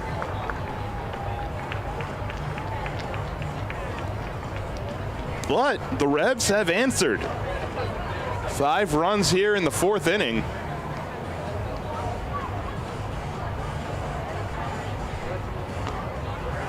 And it seems as if Moorer will stay in the game.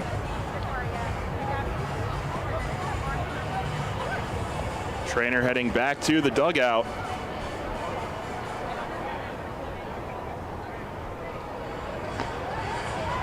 So, recap of this inning so far. John Nunez led it off, hit by a pitch. Jack Kenley followed with a pop-out. Connor Lean hit by a pitch in the hand, and we have since found he is leaving the ball game. It would appear. Troy Stokes Jr. followed with a walk. Then Elmer Reyes drove in the first two with an RBI double off the nemesis, Carlos Franco. Then a seeing eye single to put in two more.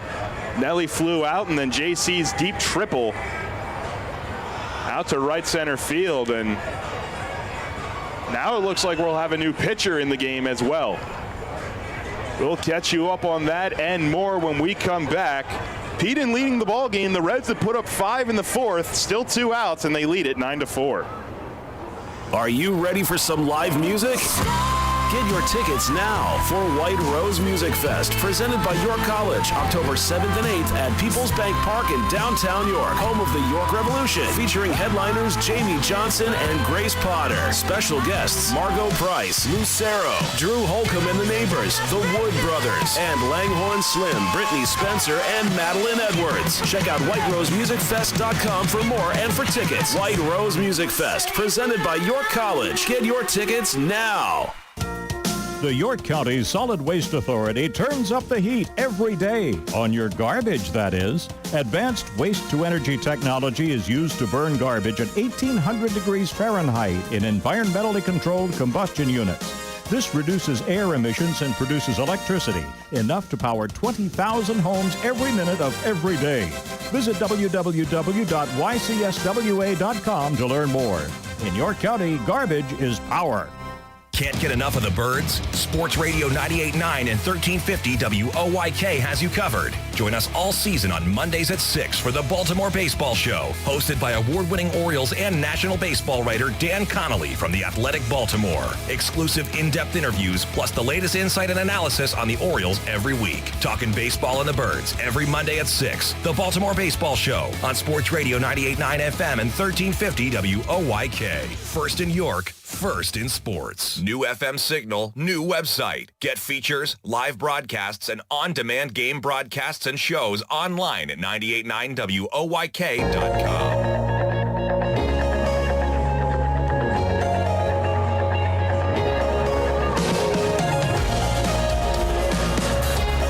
Couple changes to catch you up on.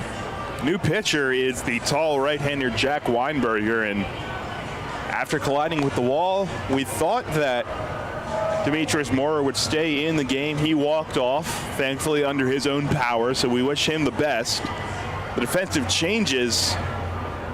Anderson Miller will move from right field to center field, and the designated hitter Moises Sierra moves into right, which means that Moorer's 9th spot in the lineup will be the pitcher's spot now, and the Revs have answered back this inning, batting around themselves. Josue Herrera, the 9th man to come to the plate. JC Encarnacion on third base after his RBI triple. It's already sidearm arm slot, kicks and deals. Josue hits this one out to left. PA towards the line, and it drops just foul.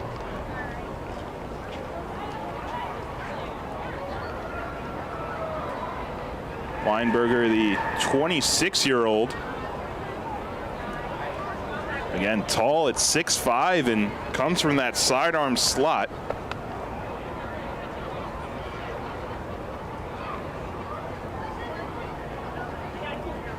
It's a new life for Josue Herrera.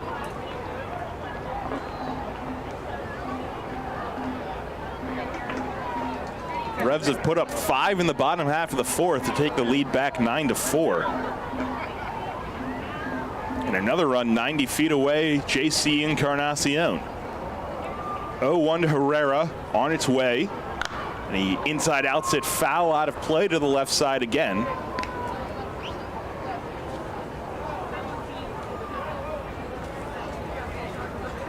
This is appearance number 12 on the hill for Weinberger. 14 innings so far this year, 1-1 with a 6.43 ERA.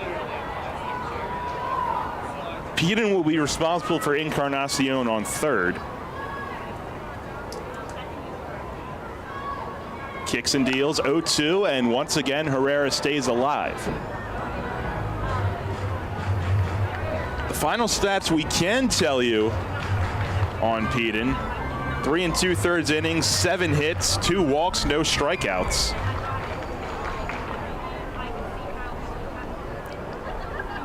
Nine runs already to his detriment, 8 of them earned. And the last one is 90 feet away. But another 0-2 to Josue Herrera awaits. Kicks and deals, half swing, appeal down, yes he did. Josue Herrera down swinging. Weinberger comes in and escapes any further damage, but 5 runs score for the Revs. On 3 hits, they leave just 1, and they have taken the lead back with authority. We go to the top of the 5th. It's now 9-4. Planting a tree, putting in a fence, whatever your project, Columbia Gas reminds you to be safe and call 811 before you dig and know what's below. Safe digging is no accident. Call 811 at least 3 business days before you start your digging project, and your utility companies will come out to mark any underground lines near your work area. Calling 811 is free for Pennsylvania homeowners, and it's the law. For more information, visit ColumbiaGasPA.com. Facing a legal issue can be a frightening time. What's my course of action? How do I know who to call? Fortunately, the York County Bar Association makes it easy. Now, you only need to make one call to find the right lawyer for you. Call the York County Bar Association and let us help you find the right lawyer with our Attorney Connection Lawyer Referral Service. Just call 854-8755 or visit yorkbar.com. Don't hesitate in getting the help you need. Contact the York County Bar Association and let us help you find the right attorney at the right time. With its selection of delicious wings, cheesesteaks, and seasonal specials, Granfalloon's Tavern is the place to be all summer long. Located in downtown York, Granfalloon's even features live outdoor music every Saturday night. Open daily at 4 p.m. and noon on Fridays and Saturdays. You can even park in the City Hall parking lot after 5 p.m. Granfalloon's Tavern is a great place for all ages 21 and up. For more information, visit falloons.com and come out to enjoy. Listen live, on demand, and on the go. Download the new WOYK app on the Apple and Google Play stores today.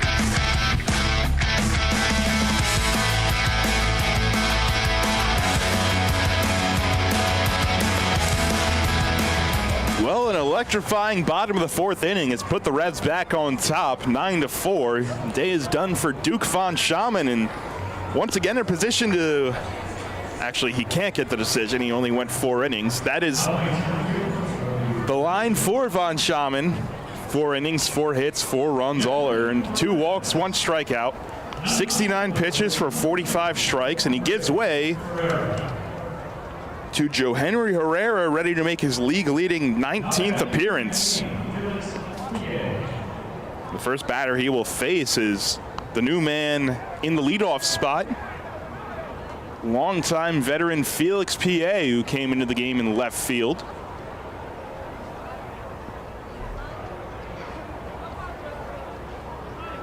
And hitting .244 on the season, 3 home runs. First pitch from Herrera is up.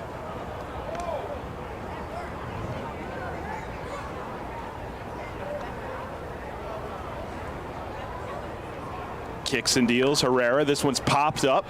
Left side, shallow left towards the line. Franco makes the over-the-shoulder catch. And stays on his feet in the process. Calling off J.C. Encarnacion. That potentially had Bermuda Triangle written all over it. But Franco makes the reaching athletic play, 1 away.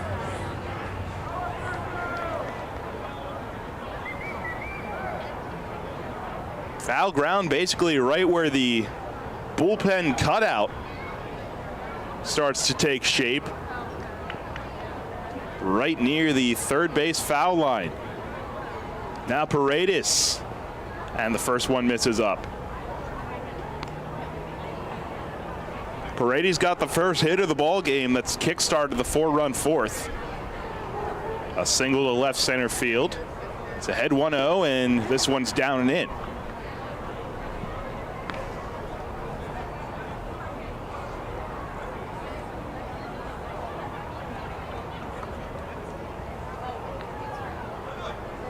Joe Henry, who's coming to his own in a bullpen role, gets a high fastball swung on and missed by Paredes.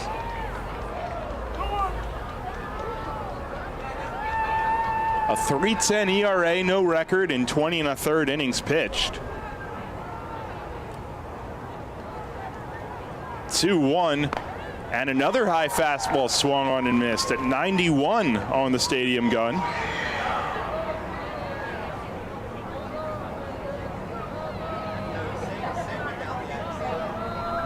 And he's ready to work. Counts even, the pitch. Paredes stays alive, fouling it back.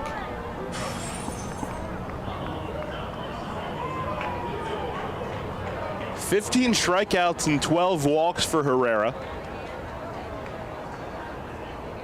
in 20 1/3 innings. 2-2 delivery. Tried to go breaking ball and it misses up. He'll go back to the rosin bag before the payoff pitch. Moises Sierra, who's now in defensively in right field, awaits next. Dunyas sets up in, payoff pitch, and it's a little too far in. Backs off Paredes, and it's a 1-out walk. So Jimmy Paredes on for the second time in his last 2 at-bats, and it brings up Moises Sierra. And Sierra playing his first season domestically since he played for the Nationals in 2018. He was in Mexico in 2019, then Japan in 2020, back to Mexico last year. 0 for 1 tonight with a walk. First pitch misses away. Down and away. Dunyas had to go and slide out to get it.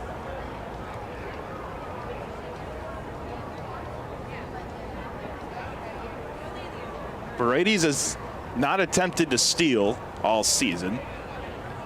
Kicks and deals, and this one's up and in.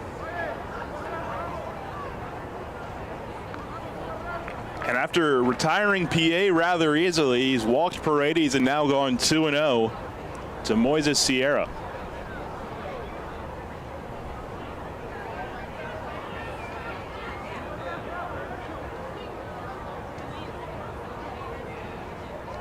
Infield at double play depth. Kicks, delivers, and this one's on the corner for a called strike. Outside corner that time from Herrera. Sierra came into the day hitting .352 and .375 against right-handers. Herrera at the belt, kicks and deals, and this one's down. 3 balls and a strike, in danger of walking back to back.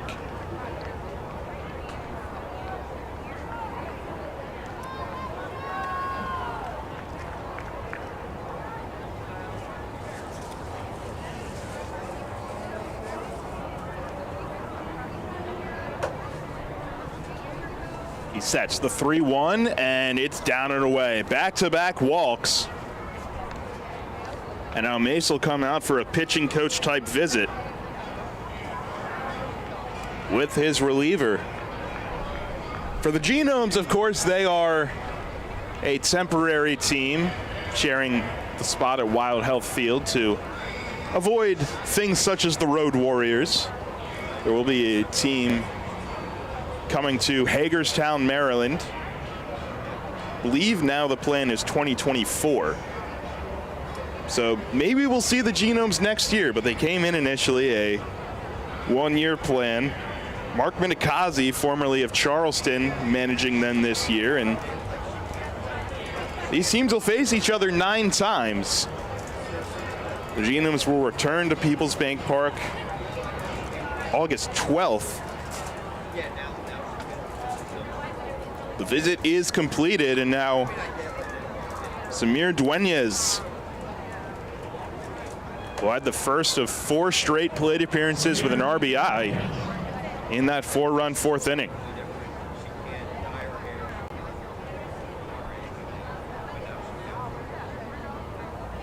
First and second after 2 walks. The pitch It's popped up behind the plate. Nunez gives it a look, but it's out of play.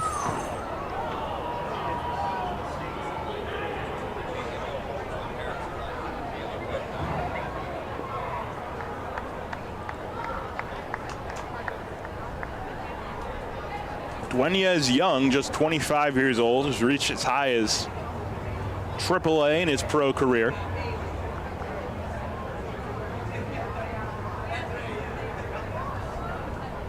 Infield look for the double play ball. Pitch is chopped on the ground, first base side, but foul. And after 2 straight walks, he's ahead on the cleanup hitter, 0-2.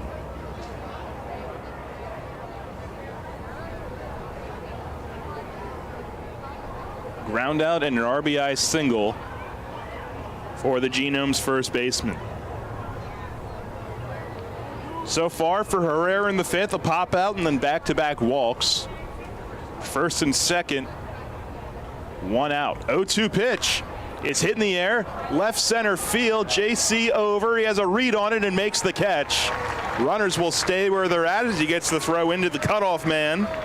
And a big second out from the right arm of Josue Herrera. 2 down, and now Luke Becker.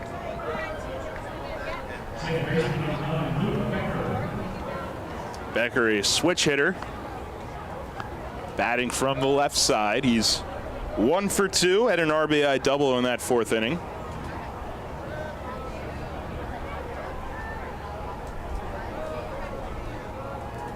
Herrera set to look back at second and out of the plate, and a swing and a miss.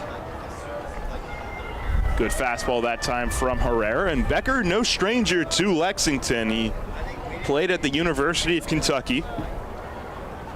9th round pick in 2018 after his time with the Wildcats by the Padres. 0-1 and down and in. Backs him off a bit.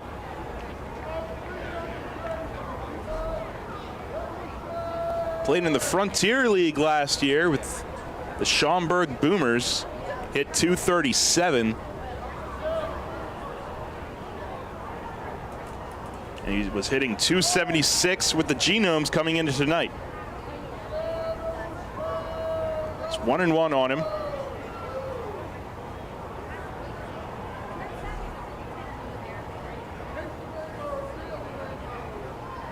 A look back to the plate. Down and in, it kicks away from Nunez. And it's off the backstop. Perez will make a turn at third base and retreat. Runners move up on the wild pitch. And that one took a monster ricochet. Hit the screen near the Revs dugout. First, you might have had no idea where that ball was going. But the Genomes, who just won't seem to go away in this one, have 2 in scoring position and 2 away. Looking to scratch back from now a 9-4 deficit.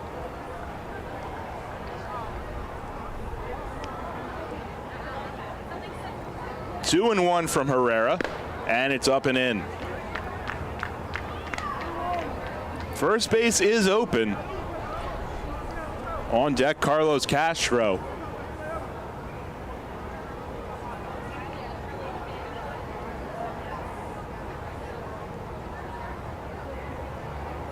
Open stance from the left side from Becker. 3-1 pitch, and he swings and lines it to left center. JC over, and he makes the over-the-shoulder catch.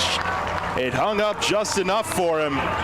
He tosses it to a fan in the playground, and Josue Herrera, despite 2 walks, strands them both, gets out of the inning unscathed, and we go to the bottom of the 5th inning. York up 9-4. Hey, Fred, did you see that Shipley Energy was hiring CDL drivers? Really? My buddy works there. He's been driving for them for over 20 years. Must be a nice place to work. Yeah, I saw online that they're hiring transport drivers and propane and heating oil delivery drivers. Do you need to have a hazmat? Nah, they'll help us get one. They also give 4 weeks vacation, benefits like healthcare, and we'll get to be home every night. I'm going to check it out tonight. Yeah, man. Go to shipleyenergy.com/drive and apply. It took me less than 5 minutes. I'm pulling it up on my phone right now. Penny Pretzel here from the York Philly Pretzel Factory. I am live at the Revolution game, and the batter got a hit. He just ran past the bases and into the stands, and I can't believe my eyes. He's making a line drive right to the York Philly Pretzel Factory concession stand. Looks like he's ordering a pretzel with cheese dip. Now where's he off to? He's headed straight to our store at 2058 South Queen Street, York. The umpire is now shouting, "It's good, it's great, it's the best pretzel ever." Looks like another home run. Come on, Colin Cowherd. There's a lot of should-dos in life and should-haves. Should brush your teeth every day. Should treat people like you want to be treated. Those are shoulds. Then there's have-tos. You have to know how to fly a plane, and you have to know the rules if you're an NFL official. And last night, those officials did not know the rules. And it's going to get Jim Caldwell canned. This is The Herd with Colin Cowherd. Weekdays at 3 on Sports Radio 1350 WOYK. Listen live and on demand with the new WOYK app and online at 989WOYK.com.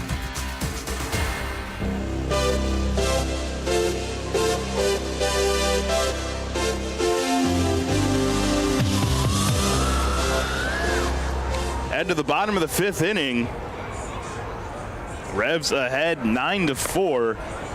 Josue Herrera walked two in the top of the fifth, but was able to strand both of them and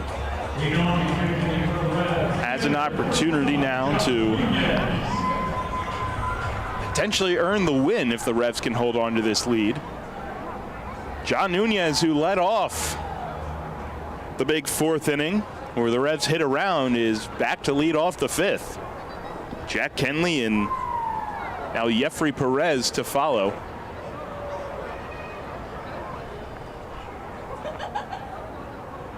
Dunyas 0 for 1, then hit by a pitch and scored. First one from Weinberger is off the plate away. Weinberger, young at just age 26. This is his third year in professional baseball. Sets at the belt, kicks, and this one's up.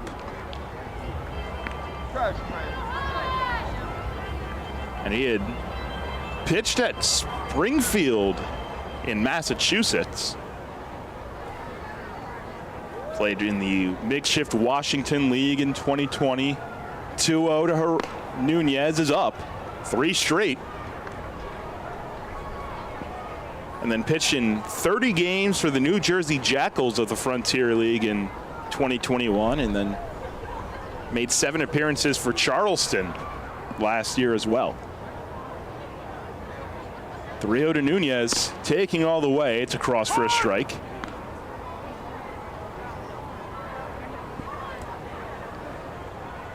Revs up 9-4 against the Genomes here.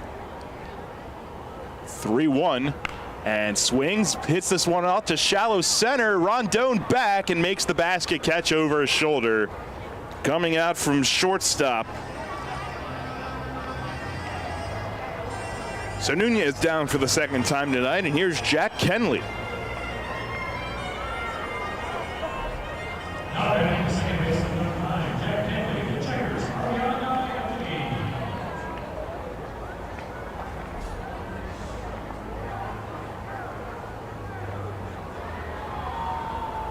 Kenley 0 for 2 with 2 pop-outs. First pitch is down and away.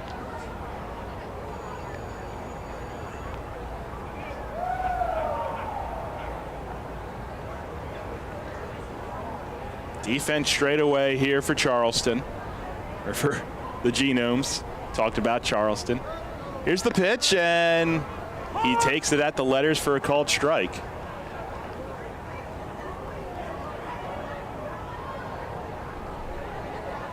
Weinberger came in to clean up the fourth inning, struck out Josue Herrera. Pitch to Kenley is down. So he's retired the first 2 he's faced out of the pen.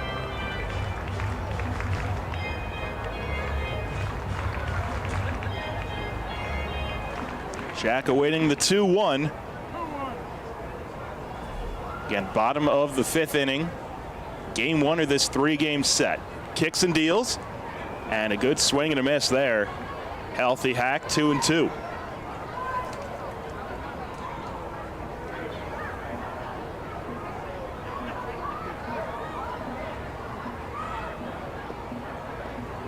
Kenley saying a few words to home plate umpire Silvio Martinez.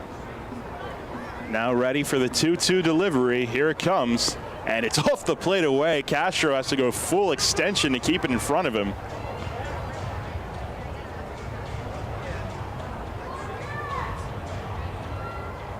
Now he's talking to his former buddy Carlos Castro in the box, and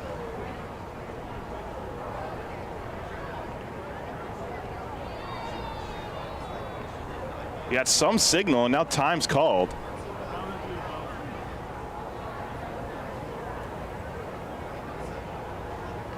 Conversation being had, and you know what I think it was? It was the LED board in right center. I think they changed it.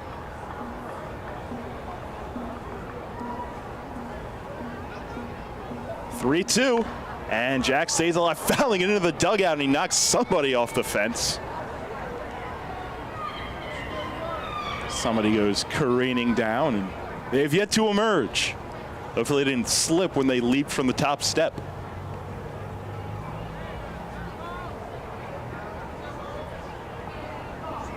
Another payoff on its way to Jack Kenley. Here it comes, and he swings and misses at a breaking ball. Second strikeout for Weinberger in relief, 2 down in the 5th. Now for his first plate appearance tonight, here's Jeffrey Perez, who came into the game in center field, replacing Connor Lean.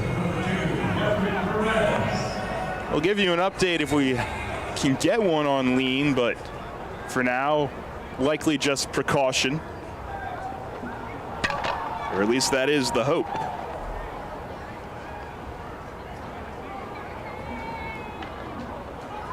First one to Perez, misses in. Jeffrey swung a good bat this series, got his first long ball of the year. That ended up being the game-winning RBI on Wednesday and then doubled yesterday as well. He's back hitting from the left side. The 1-0, and it misses off the plate away. You know, Jeffrey played the last few games at second, which is where he spent his major league time, and it's funny because said he came up as an outfielder, but when he got to the majors, that was the Marlins outfield with Yelich, Stanton, and Ozuna.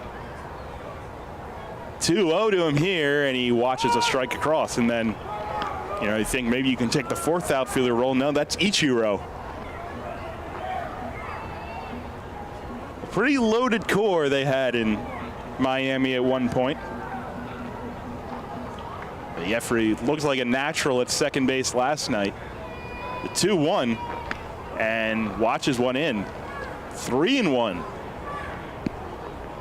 And Perez has good speed if he's able to get on.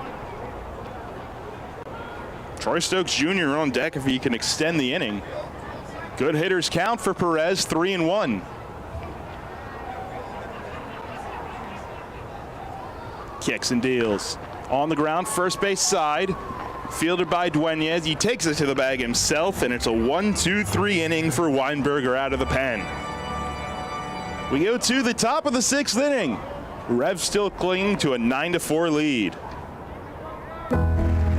Celebrate the history of our national pastime at the National Baseball Hall of Fame and Museum in Cooperstown.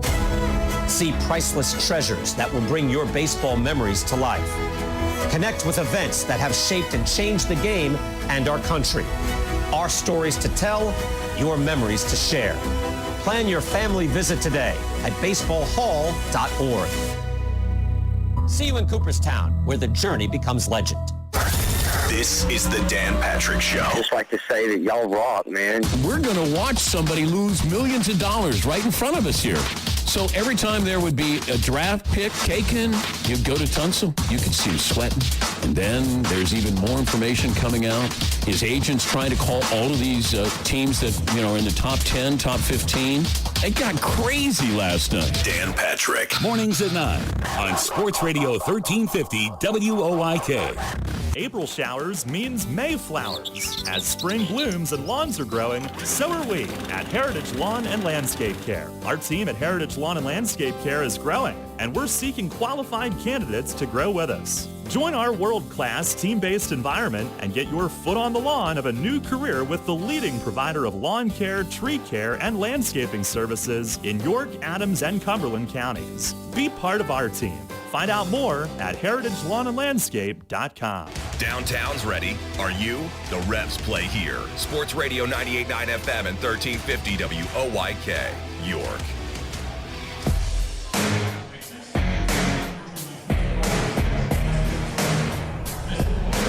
Lovely night for baseball at People's Bank Park. Revs and Genomes opening a 3-game set. And the Revs are up 9-4 after a big bottom of the 4th inning where they plated 5 runs. And that was right after the Genomes had erased a 4-0 lead with a 4-run top half of the 4th for themselves. Herrera out for his 2nd inning of work facing Carlos Castro, and the first one misses down. Castro a fly out and an RBI sacrifice flying his return to York.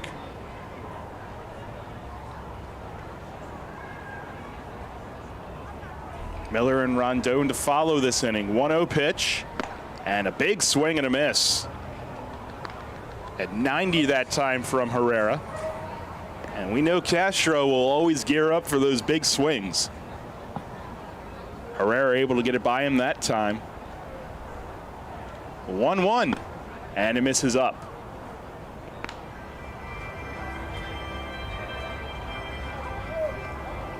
Joe Hendry in the 5th inning. 2 walks, but was able to leave them both stranded. Now a breaking ball hit on the ground left side. Reyes with the backhand leaping throw is not in time. He bounced it and it was just a little too much for Castro to beat it out. An infield single.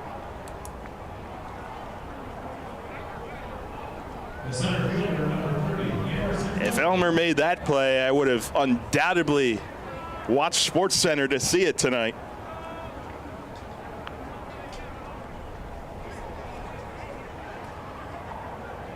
Might have been ruined by the call, though, so you never know.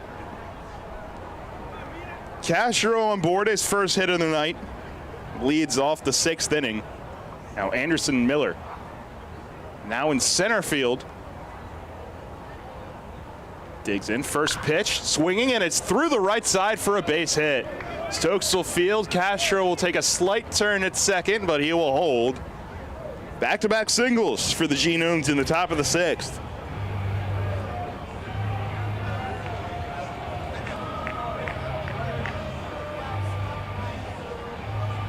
Brings a clear Luis Rondon.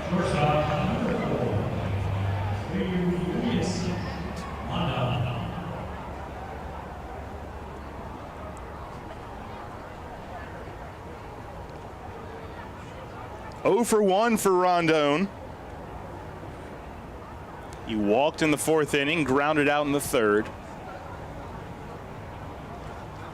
2 straight hits against Herrera to start the 6th inning. 9-4 York leads. First pitch to Rondon is a breaking ball in there for a strike.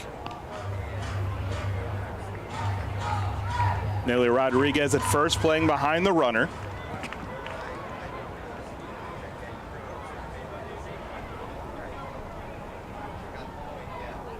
Pitch to Rondon is another off-speed pitch, swung on and missed.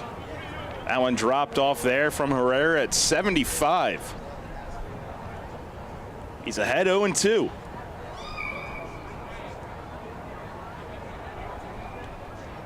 And on deck is the pitcher's spot. We'll see what they do with it. And a breaking ball swung on and missed. 3 straight strikes for Herrera. His first strikeout of the night. And now the pitcher's spot, and it looks like it's going to be Weinberger who gets a chance to swing the bat.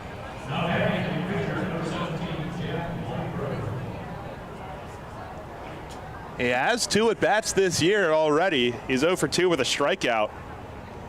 Stands tall in the box, and it hit the bat, it looks like. I thought it hit him. But it goes out to Herrera. He makes the throw to first. Runners move up. I guess it's a sacrifice. As good as one. Weinberger does the job. Turns it around for the top of the order.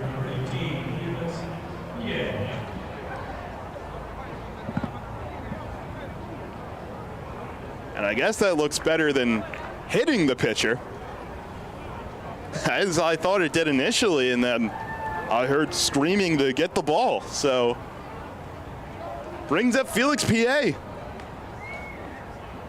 who's 0 for 1 after coming in as a defensive replacement. He popped out in the 5th inning against Herrera. Second and third, now 2 away. First pitch to PA misses up. Revs up 9-4 in the top of the 6th, but the Genomes threatening. 2 in scoring position, 2 away.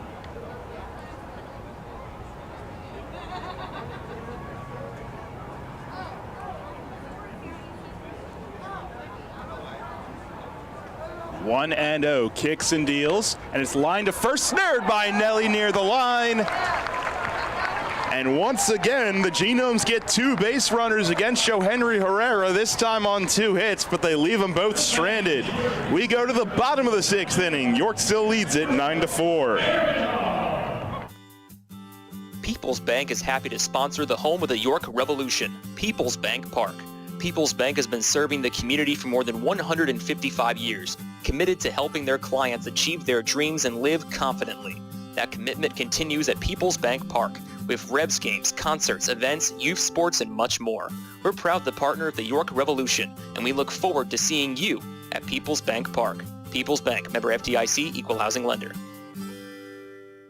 Can't get enough of the Birds? Sports Radio 98.9 and 1350 WOYK has you covered. Join us all season on Mondays at 6 for the Baltimore Baseball Show, hosted by award-winning Orioles and National Baseball writer Dan Connolly from The Athletic Baltimore. Exclusive in-depth interviews, plus the latest insight and analysis on the Orioles every week. Talking baseball and the Birds every Monday at 6. The Baltimore Baseball Show on Sports Radio 98.9 FM and 1350 WOYK. First in York, first in sports. When you work with an independent insurance agent, you put the power of choice to work for you. Independent agents know several companies and their coverages, which means more options. And because companies like Donegal Insurance Group use the independent agent system, you not only get quality insurance, you also save money. The independent insurance agent system. Discover the power of choice. Contact Kochman Kunkel Insurance at 717-854-0300 or stop in at 3217 East Market Street, York. Locally owned and operated by Pam and Rudy Kochman.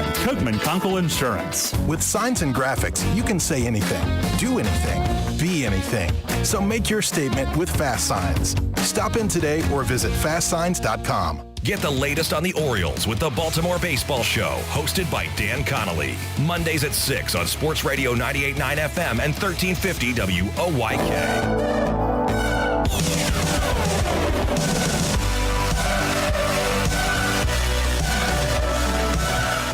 Well, now a two-way sensation. Jack Weinberger stays on the mound after his sacrifice stand. He's back on the mound to face the top of the Revs order. Troy Stokes Jr., Elmer Reyes, and Carlos Franco. Bottom of the 6th inning, York leads at 9-4. Stokes the ground out, a single and a walk. First pitch, and he swings and misses. Inside fastball at 89 that time, 0-1. Weinberger's retired 4 straight out of the pen, and now Stokes will call time.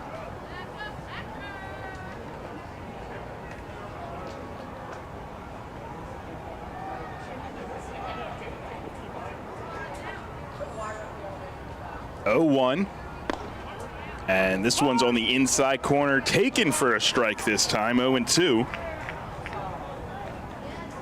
Stokes in the 3rd inning singled and scored on Carlos Franco's RBI ground out. Franco due up 3rd this inning. But for now, 0-2 to Troy Stokes Jr. on its way. And it's down and away, but home plate umpire Silvier Martinez takes matters into his own hands. He says Stokes went around, and now Stokes is trying to argue. There was no appeal.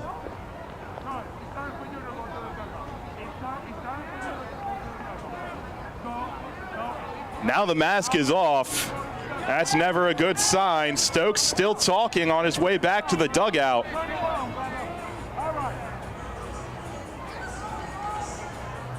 So he's obviously frustrated, and you have to appeal on that. But instead, it's a strikeout. The third for Weinberger to lead off the sixth. There's Elmer Reyes. First one is across for a strike. 89 that time. Reyes has been on twice. Reached on an error and came around to score, and then a 2-run double in the fourth inning. Swings and misses at this one. A good fastball. 0-2. Day likely done for Josue Herrera after 2 shutout innings. Robinson Parra throwing in the Revs bullpen.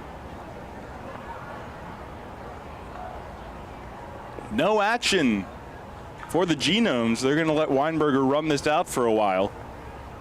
He's ahead 0-2 to Reyes. The pitch, a slider well outside to the backstop. Castro will go and retrieve it.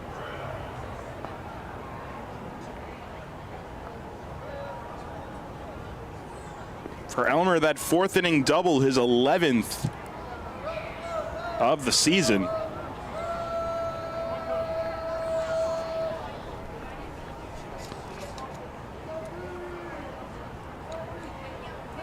One-two here, and it hits him right on the ribs, it looks like. He slams the bat in frustration. He will make his way down to first. That's the third Revs hit batter tonight. And the Genomes came in just one behind Lancaster for the league lead in hit by pitches, and they have since overtaken it tonight. Elmer slowly makes his way to first. He'll stay in the game.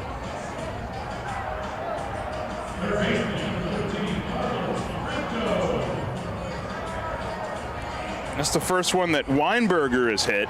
The first 2 in the fourth were Peden. Carlos Franco's already had a big night. 2 hits and 3 RBIs.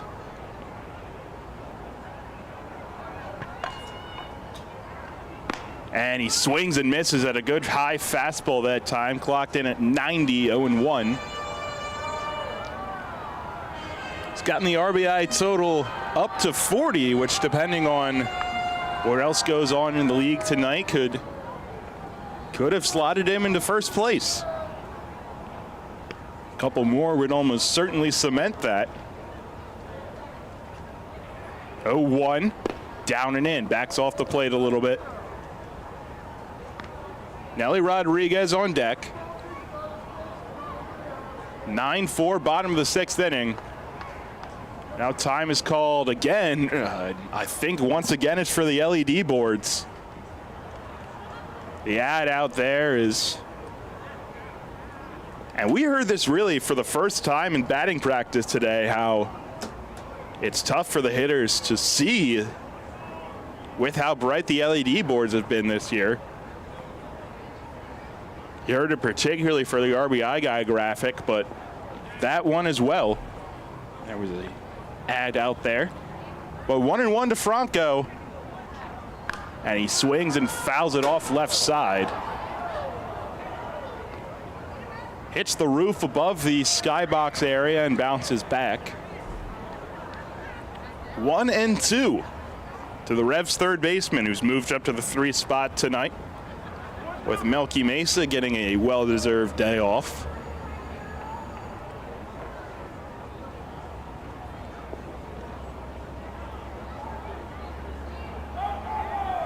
One out, the pitch, swung on and missed.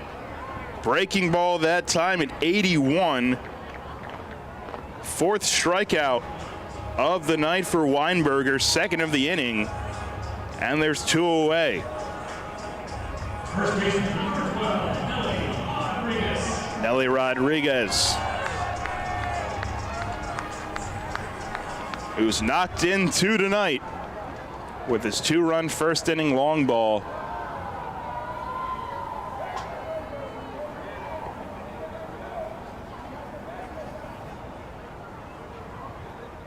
He added a single his next time up, and he flew out in the fourth, so 2 for 3.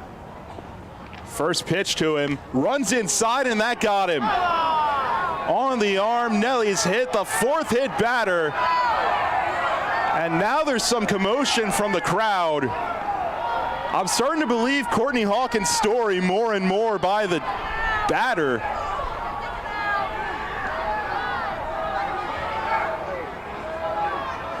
And you never like to see that to anyone, more or less Nelly Rodriguez.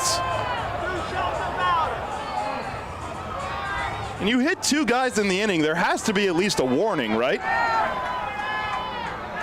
Well, I think that's what Silvio wants his counterparts to join him on here, is deciding whether or not to do something drastic about it. He issued a warning to both benches. Here comes Now here Mace. comes Mace. Yeah, why? Oh, he's going to lose his lid right here. This is how? There is the ratio 4-0 right now. Yep.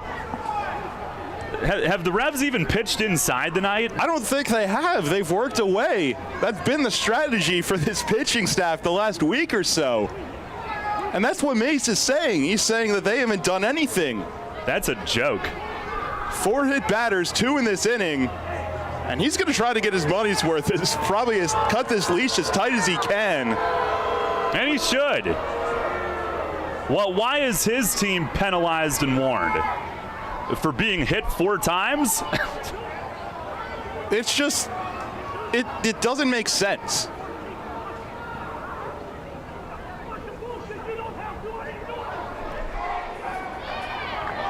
And now Mace is really turning it up on Silvio, and rightfully so. Again, for those of you who haven't been with us all night, the Revs have been hit twice in an inning now for the 2nd time. That's 4. That's pathetic. And they haven't hit the Genomes once for Notion. What a gutless warning that was. And it takes you back to the Terry Collins clip with something in the jackpot. Well, if people know the one that we're referring to, it's like, we got to get a shot too before our guy gets thrown out. Well, the Revs should be able to get a shot and make a purpose pitch and balance out the game before their hands are tied behind their backs. Now they basically can't pitch inside the rest of the night. JC Encarnacion with 2 away after 2 hit batters. He calls time. Again, John Nunez and Connor Lean were hit in the 4th inning by Nate Peden. And now Elmer Reyes and Nelly Rodriguez this inning by Weinberger.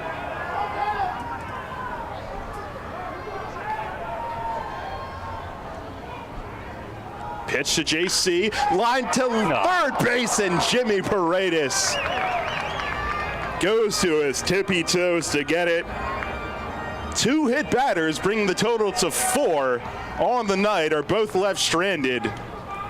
I guess with warnings to both sides, we head to the top of the 7th inning. York up 9-4. Kids today, with Facebook, texting, TV, and video games, seems like fresh air and sunshine are things of the past. Remember playing catch, climbing trees, wholesome backyard fun?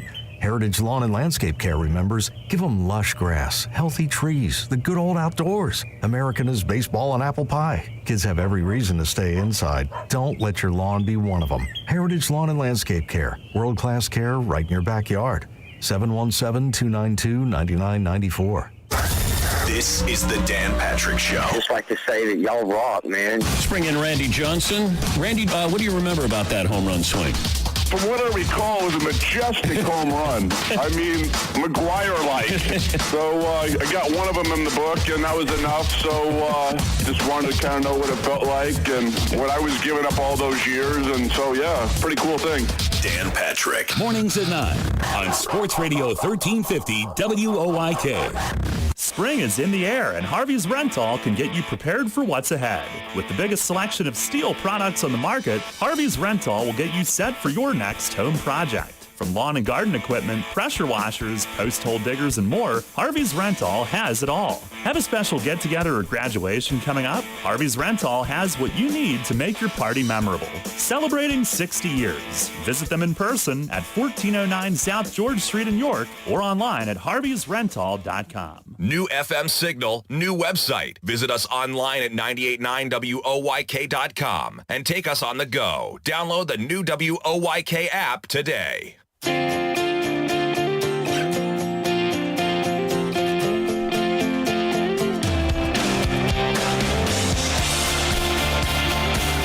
Head of the 7th, Robinson Parra takes over. And again, everybody's hands tied behind their backs now. Can't pitch inside, as warnings were issued to the Genomes and inexplicably to the Revs, as Parra takes over with a 9-4 lead.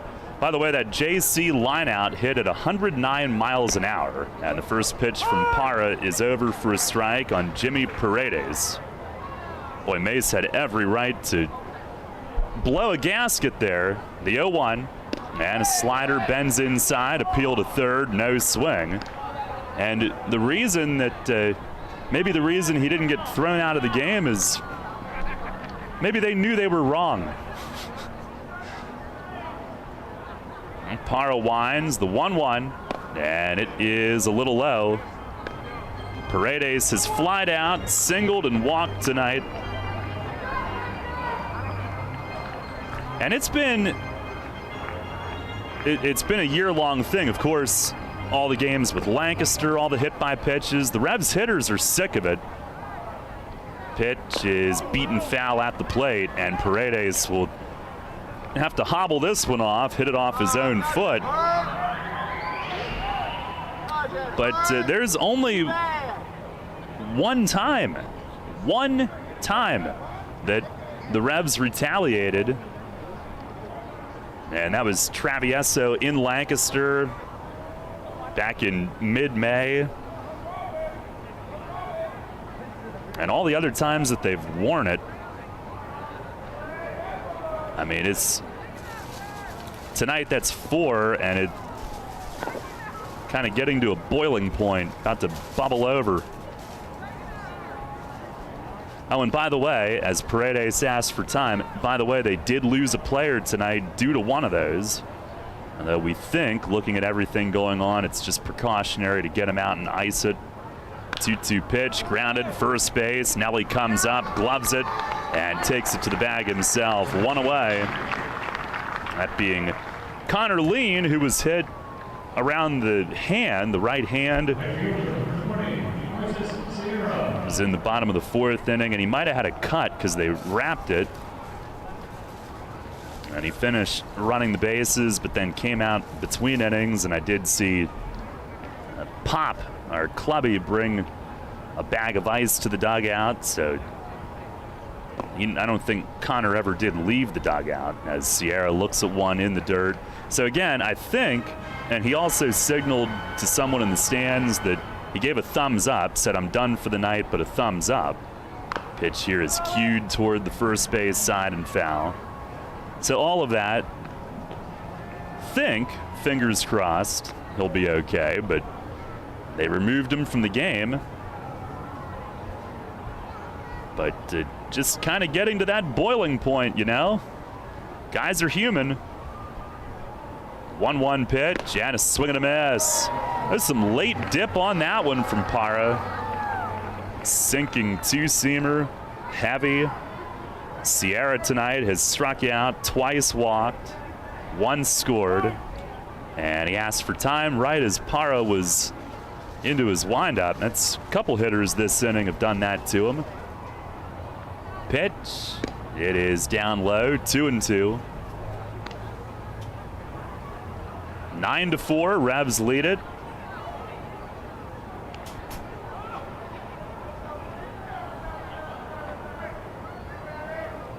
Oh, the pitch, it is a slider away, 3-2. I don't think we've seen Mace so angry on the field since 2019, probably before TrackMan existed.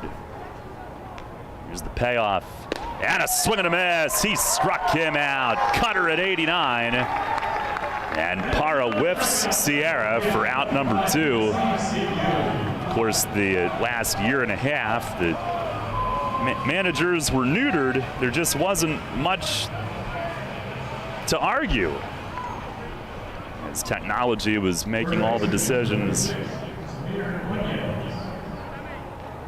Here is Samir Dunyas.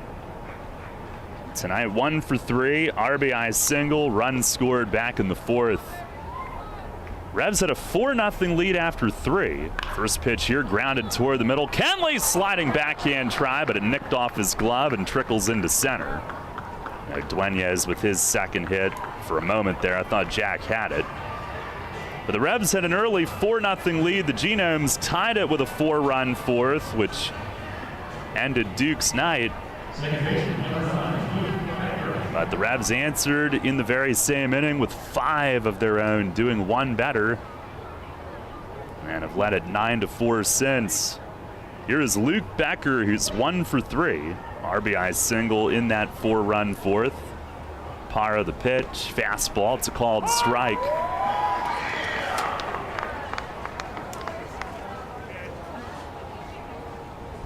Parra 2-0, a 2.87 ERA in 12 outings. Here's the 0-1, and a swing and a foul back to the netting.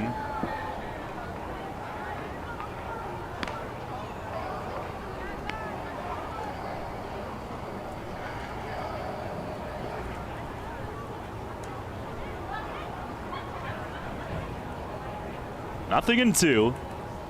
And pitch, fastball just missed away.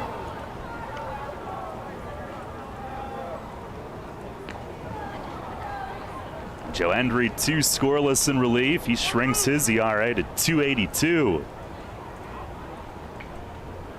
Parra fires, and a swing and a ground ball to second. Kenley shuffles to his left, gets in front of it, tossed to first. Inning is over. Now Parra comes in, another scoreless frame for him. No runs, 1 hit, and 1 left. It's stretch time tonight at the bank. Revs leading it 9-4. This is Revolution Manager Mark Mason. I love a great local neighborhood bar, and no matter what night of the week, Racehorse Tavern in Thomasville has something for you. Great food, fantastic bartenders, and ice-cold beer every night. Acoustic acts on Saturday and Sunday afternoons in our Four Seasons patio from 3 to 6. We've even got various fundraising events throughout the year and are a proud sponsor of 5 York City softball teams and the York Revolution, where you can come in as a stranger and leave feeling like family. The Racehorse Tavern, 738 North Beesicker Road in Thomasville. For more info, visit online at racehorsetavern.com.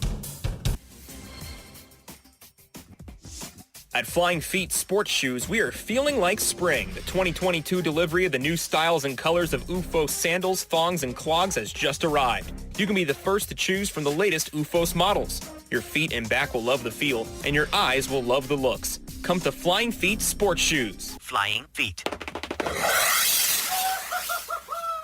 1511 Mount Rose Avenue, York, where it feels like spring. York North Rotary Summerfest has an elevated experience for you June 11th, noon to 4 at People's Bank Park in York. Enjoy craft beer samples, delicious snack vendors, wine and spirits, samples and sales. Kitty Back will be rocking the stadium.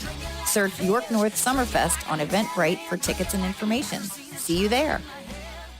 Listen live and on demand with the new WOYK app and online at 989WOYK.com.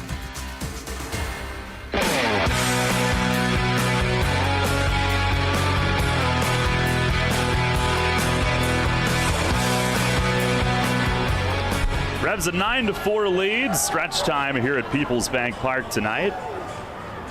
Mace had a little bit more to say in between innings with Silvio. But both sides were warned last inning. I'm not saying the Revs would want to retaliate necessarily and purposely hit somebody, but you can only take so much at a certain point before you get fed up, and I think we're reaching that boiling point again slowly. And obviously, I want to make this clear: like, we never advocate for a beanball, but it's just the nature of baseball that what goes around comes around eventually. And when you've been on the receiving end as many times as the refs have, you get kind of sick of it. Hey, if they did want to do that, they cannot tonight. And they also cannot pitch inside the night now without risking ejections.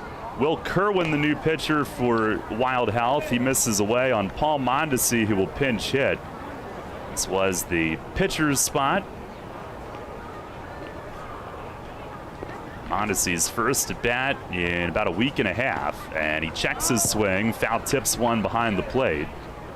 Was last Tuesday at Staten Island that he took the foul tip off his helmet and had some concussion-like symptoms.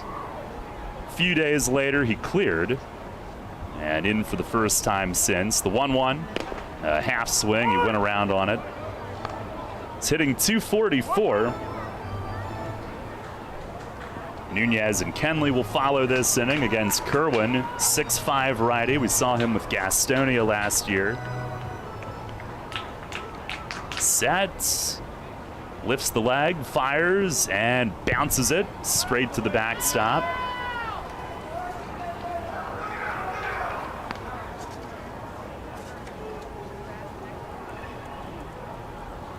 Kerwin in 10 outings this year, no record, 9.49 ERA. Opponents hitting .364. It's been a struggle. 12 1/3 innings, 20 hits, 9 walks, only 6 Ks.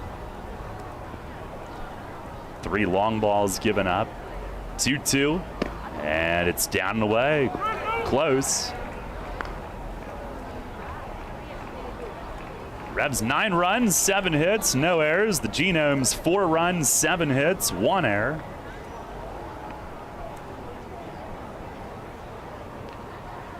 Pitch to Mondesi. It is down low.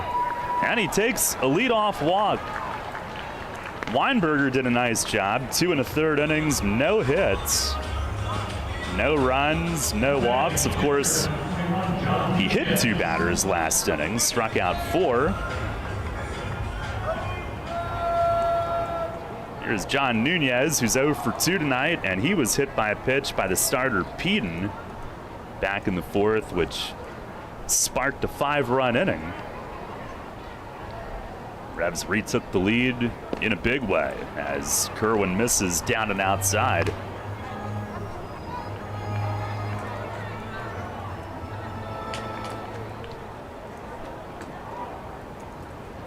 On the pitch, swinging a chopper to first, stays fair, gloved on a hop by Dunyas. He throws to second, and Mondesi has to give himself up as Rondon tags him out, had nowhere to go. It's a 3-6 double play. 1 hop, and Dunyas gloved it right on the bag, basically. Now the base is empty with 2 outs. Jack Kenley to the plate.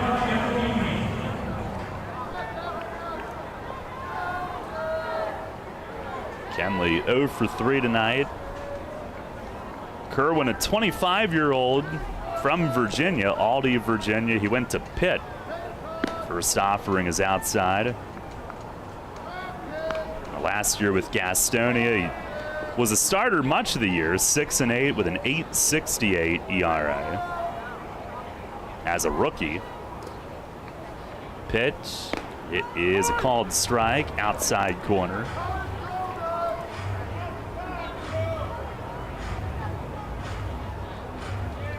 Not to be confused with former lefty Bill Kerwin, who would be 140 years old today if he was still around. So the next one misses away. That Bill Kerwin finished his career in 1914 with Grand Forks. Here's a ground ball to second. Becker's got it, throws on to first, and thanks to the double play, William Kerwin retires the side in order. They don't appear to be related, by the way, but they both came up. No runs, no hits, nobody left. We'll go to the 8th tonight. Sanchez coming in. Revs lead at 9-4. Named one of the best advisors in the state and the country, Kevin Smith and the team of Smith Wealth Advisory Group can help you develop a customized retirement income plan. As specialists in retirement planning, they will guide you on Social Security, pension choices, 401k and retirement plan rollovers, required minimum distributions, taxation, and optimal distribution strategies. For all your retirement planning needs, contact one of the nation's best, Smith Wealth Advisory Group, located right here in York. Janney Montgomery Scott, LLC, member NYSE, FINRA, and SIPC. Drunk driving prevention is a priority at Anheuser-Busch. You can't drive drunk if you don't drive there. Encourage friends to sign the Decide to Ride petition on DecideToRide.com.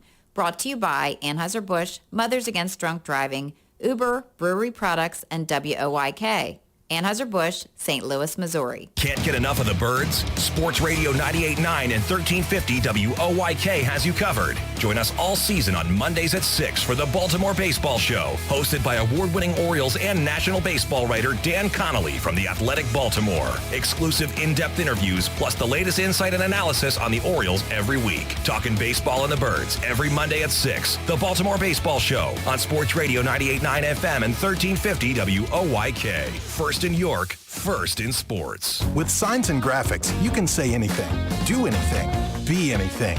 So make your statement with Fast Signs. Stop in today or visit fastsigns.com. Take us on the go with the new WOYK app. Download on the Apple and Google Play stores today. Sports Radio 98.9 FM and 1350 WOYK. First in York, first in sports.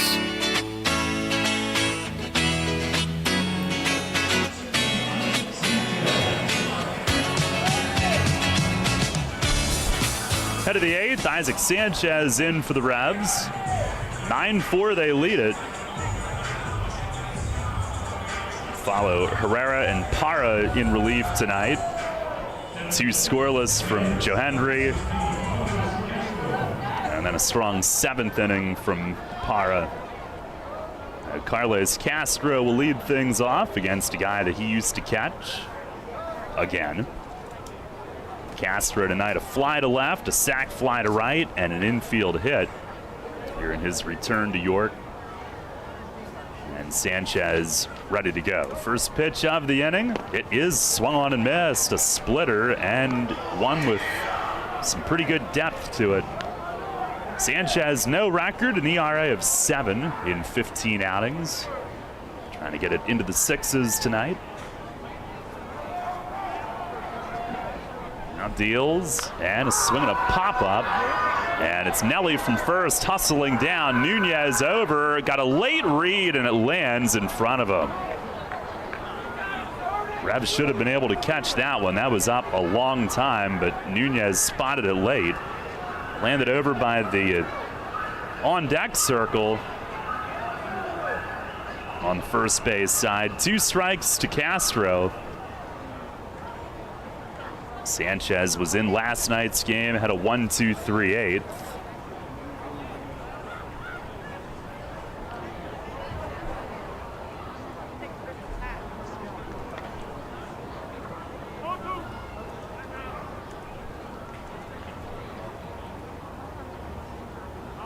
And Castro asks for time and takes a step out.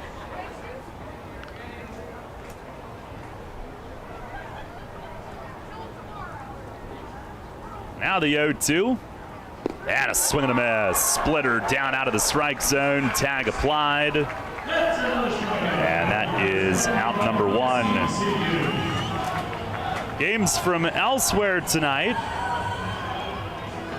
Around the league brought to you by Wolf's Bus Lines. First of all, I don't know if we'll be able to join the Phillies in progress or not.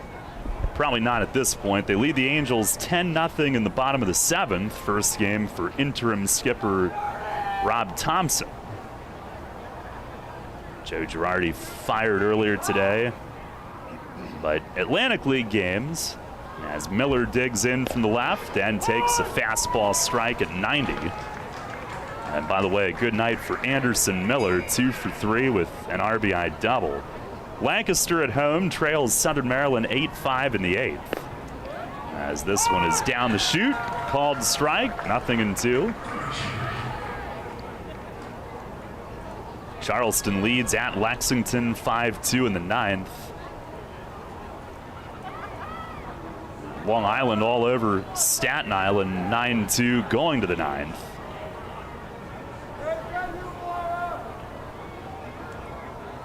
And the other one involves the closest race. Pitch is swung on and missed. Another good split.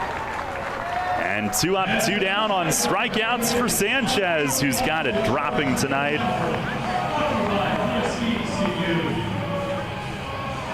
The South Division race, the last 3 days, High Point has added 3 games to their lead to go up 4 on Gastonia. Well, now they're hosting Gastonia this weekend, and the Honey Hunters lead the Rockers 5-4 in the 9th. Here it's 9-4 York, 2 outs in the 8th. Rondon stands in, 0 for 2 with a walk, and the first one from Isaac is high. Rondon, former Lancaster shortstop, if you recognize the name. 1-0. Oh, spiked that one, and Nunez missed it, and it hit the plate on Silvio, who goes stumbling away. I'm not sure where that got him. I think it got him on the arm, and he's down. Wow, that got him hard. He went stumbling and running behind home plate, and now takes a knee down on the warning track behind home. If it didn't get in the arm, I have an idea of where it might have otherwise got him. Yes. Yes. I think he's grabbing the arm, though. I hope for his sake it's the arm. And Meg is out to check on the plate ump now. It's been a busy night for her, unfortunately. And for the Wild Health athletic trainer, for that matter, who's not named on the roster, but they had the play with Moorer in center when he crashed into the LED board.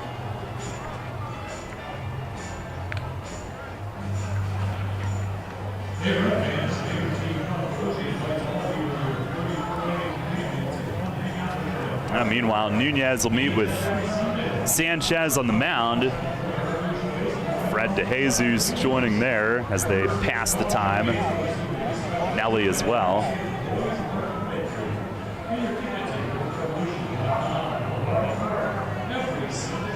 I wonder if some of this conversation out on the mound dates back to what happened a couple innings ago with them asking Freddie DeJesus in what part of the conversation was worrying us brought up. It could.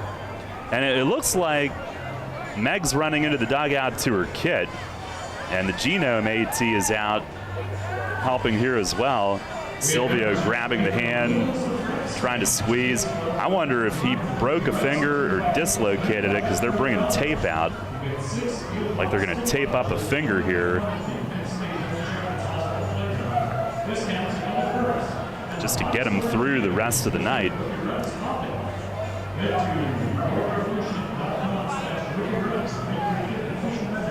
Unfortunately, a lot of tape has been used tonight.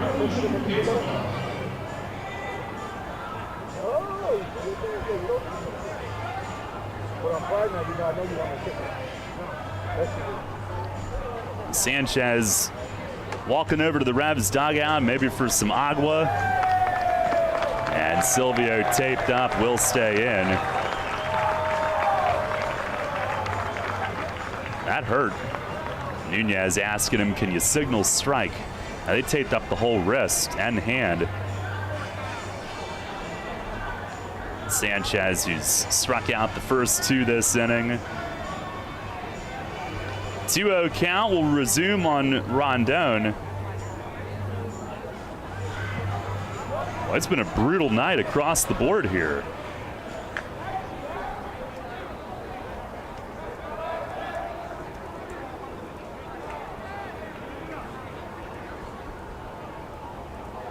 Now they're going to give Sanchez a warm-up.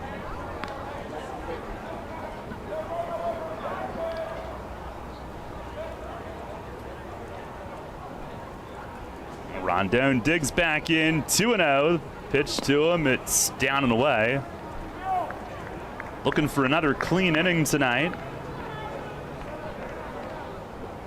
Behind now 3-0, he fires, and that's low. And there will be a base runner against him tonight. Rondon takes the 2-out walk.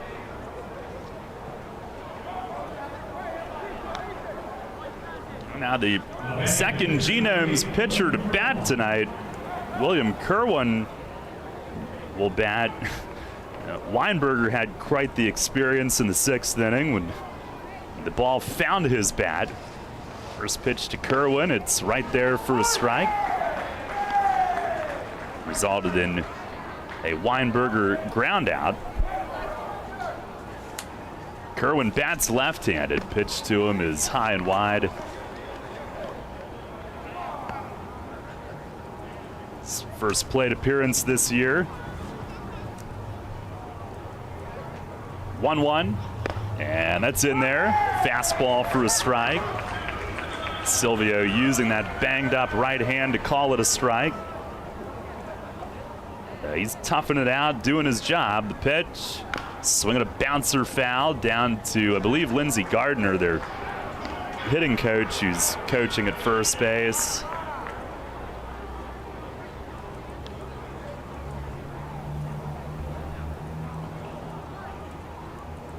Another 1-2, and a swing and a drive the other way in left center. JC back on it and runs it down. Kerwin put good wood on that and drives it deep in left center, but JC backtracking, runs it down to end the inning. No runs, no hits, 1 runner left. We go to the bottom of the 8th. It's 9-4 York.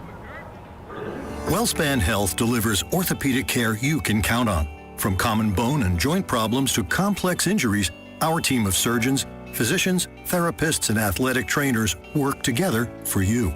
We are here for professional athletes, athletes in training, and the weekend warrior. We're the official sports medicine provider for the York Revolution, the York Suburban Trojans, and your weekend tennis team. That's how WellSpan Health delivers orthopedic care you can count on. Golfers, grab your clubs and join the York Revolution on the links for a great cause. You see what I did there? Hey, it's Diamond Doug of your York Revolution inviting you to a beautiful day on the links you can feel good about. The Revs annual Brooks Robinson Golf Classic, presented by Shipley Energy, returns to Royal Manchester Golf Links on Monday, June 20th. Sign up your foursome today to play with York Revolution players and coaches and support York City Little League and the YMCA. Great sponsorship opportunities are available. Put your business in front of tournament participants. The 2022 Brooks Robinson Golf Classic, Monday, June 20th at Royal Manchester Golf Links. For details and registration, visit YorkRevolution.com/golf. That's YorkRevolution.com/golf. With signs and graphics, you can say anything, do anything, be anything. So make your statement with Fast Signs. There are 1,000,001 possibilities to power your business visibility. Achieve more than you ever thought possible with Fast Signs. You're on York's home for Sixers basketball. Sports Radio 98.9 FM and 1350 WOYK. First in York, first in sports.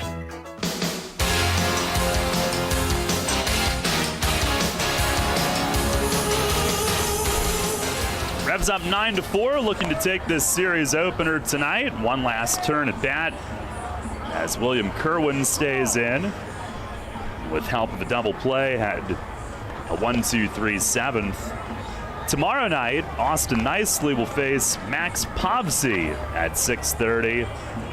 Post-game fireworks tomorrow, presented by Blue Moon Light Sky. Also, Lax Night, Diz Jersey Auction, presented by Parliament Arts Organization. A Buck-a-Book Night. Jerseys for tomorrow look sharp, as do the ones tonight. It'll be presented to the winning auction bidders on the field after the game. And the Revs with Jim Fuller up.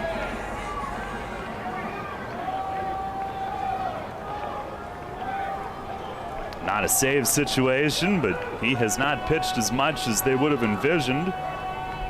So he'll get the call for the 9th. Jeffrey Perez to lead off, and Kerwin fires low.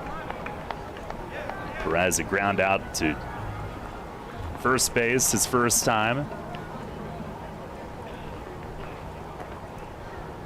1-0, and a swing and a miss. Fastball at 91.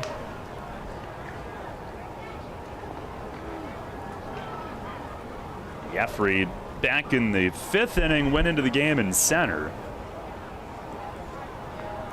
1-1, and he rips this one at short. Oh, dropped by Rondon, falling to the seat of his pants. He could not hang on, and Perez is safe at first to begin the inning.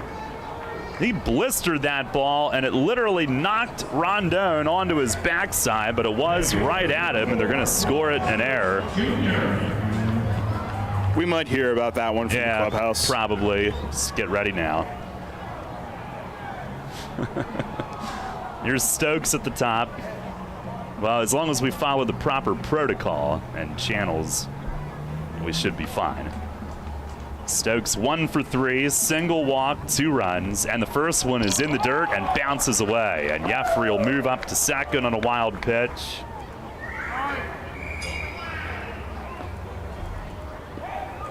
Well, before all that transpired, I was going to mention that Jeffrey came in the 5th, if you weren't with us, because Connor Lean was hit by a pitch in the hand, but watching the interaction down there, it looked like, fingers crossed, he'll be okay.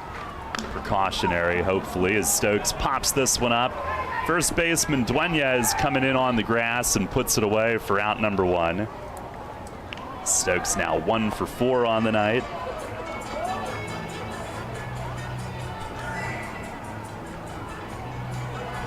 And we'll bring up Elmer Reyes.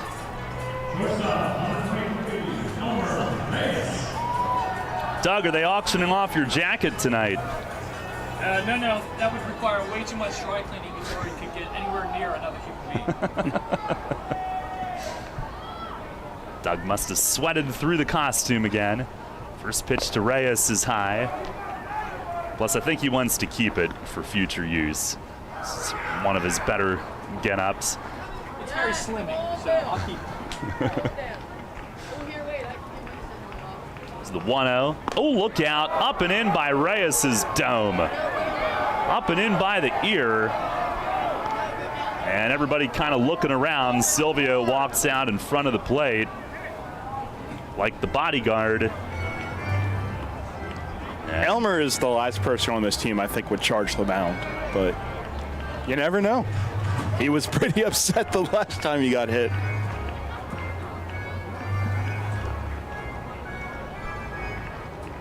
Back to his at-bat we go. Here's the 2-0, and he swings and drives it foul the other way and right.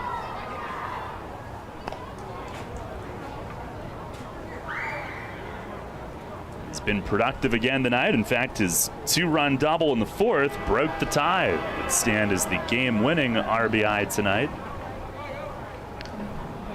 1 for 3, double, 2 ribbies, 2 runs, and hit by a pitch.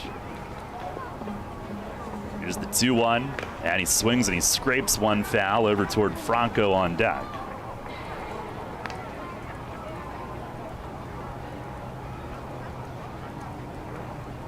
Two balls, 2 strikes.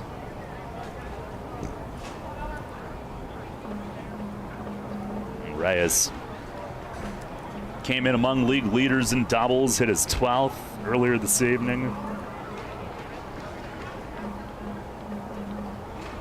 Long look back at Jeffrey, who leads. Pitch to Reyes is down and away. 3-2.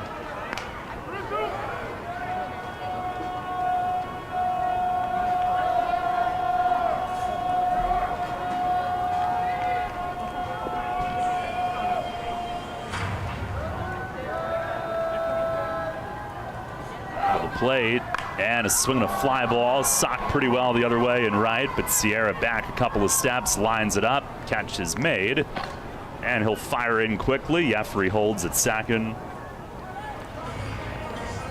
And 2 down, and Carlos Franco coming up. Another big night. 2 for 4, double, 3 RBIs, giving him 40 for the year here in just game number 38. And Franco now on a 7-game hitting streak, on which he is now 16 for 29, hitting .552. First pitch is outside. He's also now knocked in 14 runs in the last 6.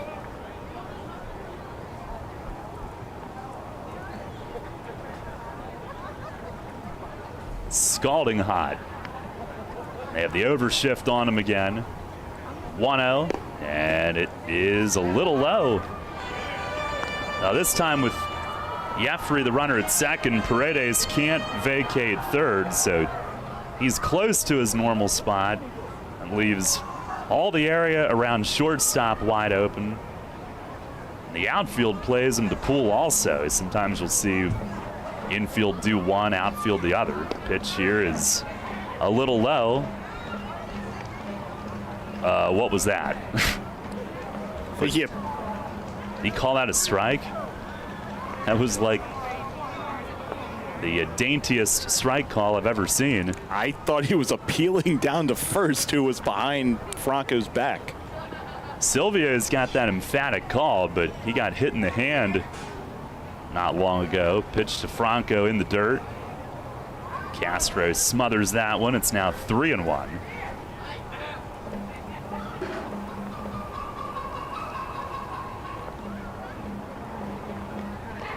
Revs up 9-4 here in the bottom of the 8th.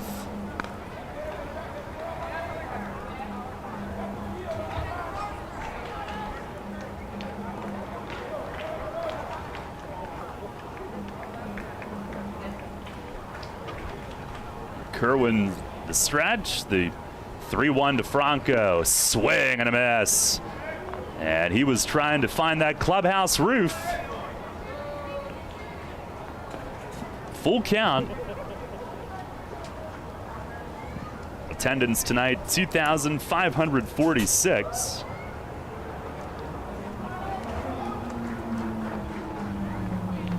Thanks, Greg. Delivering the news.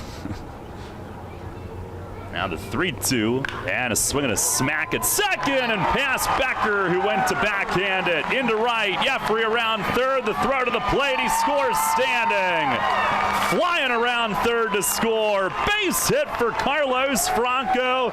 His third tonight. He's driven in 4 on this evening.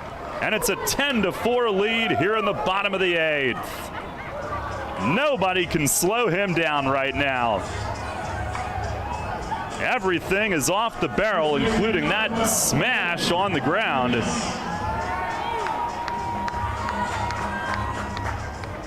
RBI number 41.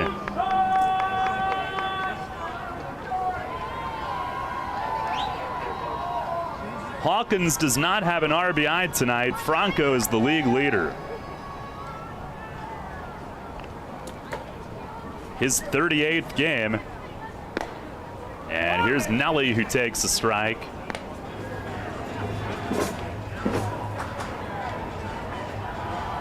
He is out of his mind right now. 10-4 the lead here in the bottom of the 8th. Nelly got the scoring started tonight. Pitch to him is over for a strike. Down at the knees. Nelly, a 2-run homer in the first inning, his 5th this year. 2 for 3, also has singled and been hit by a pitch.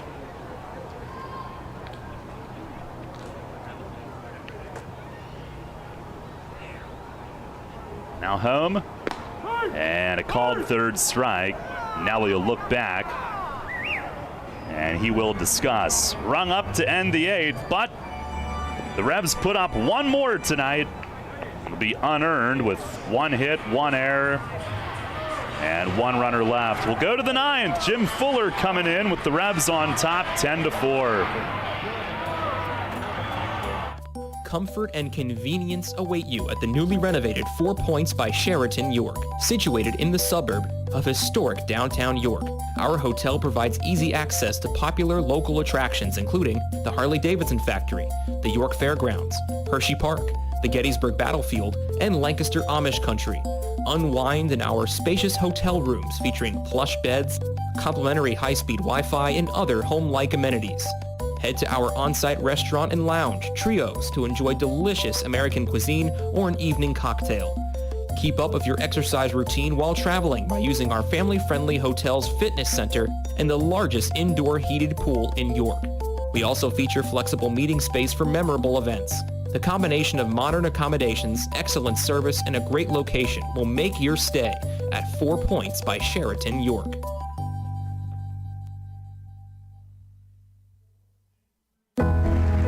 Celebrate the history of our national pastime at the National Baseball Hall of Fame and Museum in Cooperstown. See priceless treasures that will bring your baseball memories to life. Connect with events that have shaped and changed the game and our country. Our stories to tell, your memories to share.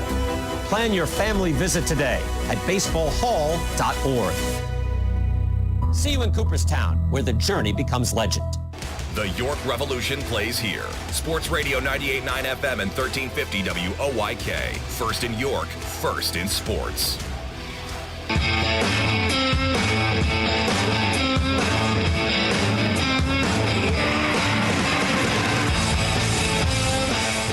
Head of the ninth, Jim Fuller is on. Not a save situation, but they'll get him in with a 10-4 lead. Last pitch, celebrating his 35th birthday on Wednesday night. Got his most recent save. Tonight's game started by Duke Von Schaman celebrating his 31st birthday tonight, and began the night retiring his first 10 batters faced. Ended up 4 innings, 4 runs, but after giving up 4 in the 4th, Revs came right back with 5 in the 4th and have led ever since. Duke won't get a decision tonight, but certainly contributing as PA leads off and Fuller delivers a strike, left on left. PA 0 for 2, pop up to third, line out to first.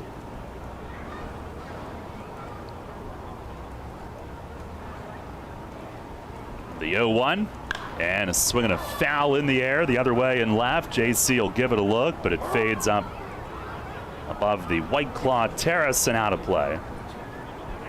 Now Fuller second in the league in saves with 7. 36 in his Revs career, 3 away from Mike DeMarc's record. And 61 in his Atlantic League career, 3 away from former Skeeters closer Felipe Paulino for moving up on that list. Pitch is a little bit high. So from now, whenever he gets his third from now, he'll tie the team record, and in league history, he'll tie Paulino for 7th. Right now ranks 8th. Here's the pitch. Swinging a ground ball, right side. Kenley scoots left, gets to it cleanly, tosses to first. PA might not be playing at 100%. He was on the bench to begin the night and got out of the box slowly. Kenley had plenty of time, but a nice play anyway for out number 1. A win would put the Revs at 11-9 in their last 20. Here's Jimmy Paredes, switch hitter, will bat from the right now. 1 for 3, single, walk, run. And the first pitch, swings and grounds it to short. Reyes has it, takes his time, guns it to first. That's out number 2. 2 up, 2 down, 2 ground ball outs for Fuller here in the 9th. And Moises Sierra, the last obstacle in the way of a weekend opening victory for the Revs tonight.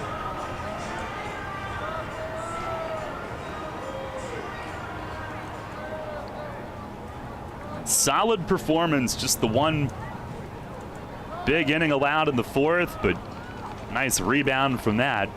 First pitch is high and away, kind of like Wednesday night. Rivera allowed the 4-run third. He was the one that stayed in to rebound from it, but tonight the bullpen following Duke, they took it from there.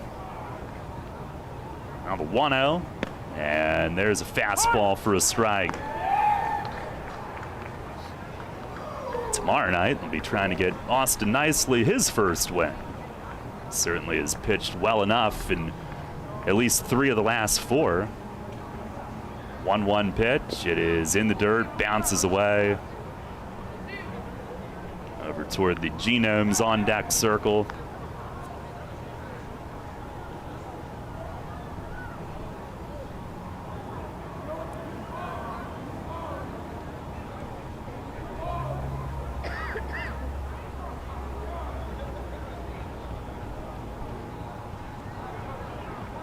Now the 2-1. Swing and a miss. High fastball. And Fuller and the Revs a strike away from putting this one in the books tonight. 2-2, bases empty, 2 outs here in the 9th. He's set. And the pitch, it is fouled back upstairs. As Sierra goes after the high hard one and gets to it.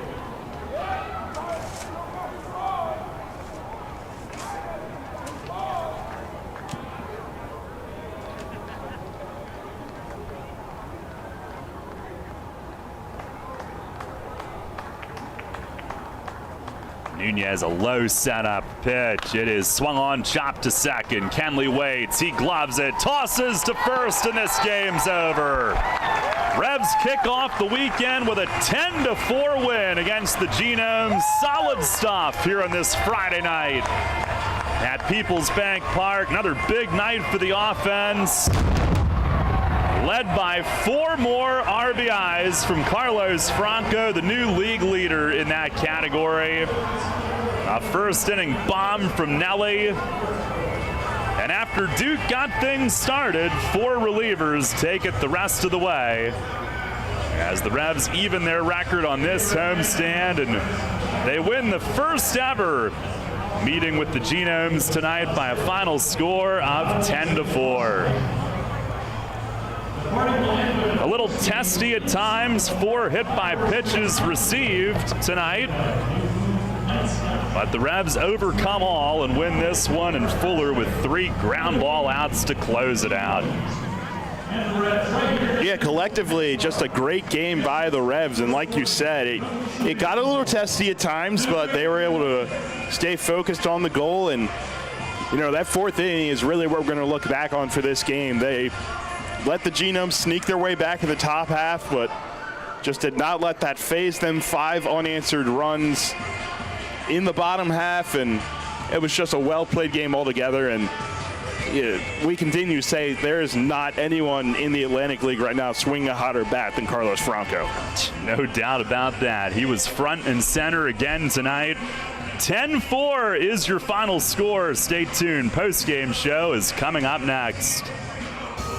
Dickey's Barbecue Pit is known for slow, smoked quality meats that make your taste buds grin from ear to ear. We queued it up to a whole new level by adding beer and wine to our menu, and there aren't many combinations better than mouth-watering brisket and ice-cold beer. So come visit us over at West Manchester Town Center to get your fix of both. Dickey's, the best way to cue the day with legit Texas barbecue. Visit us at dickeys.com. Remember rushing to the newspaper in the morning to read all about that Revs game from the night before? Was it?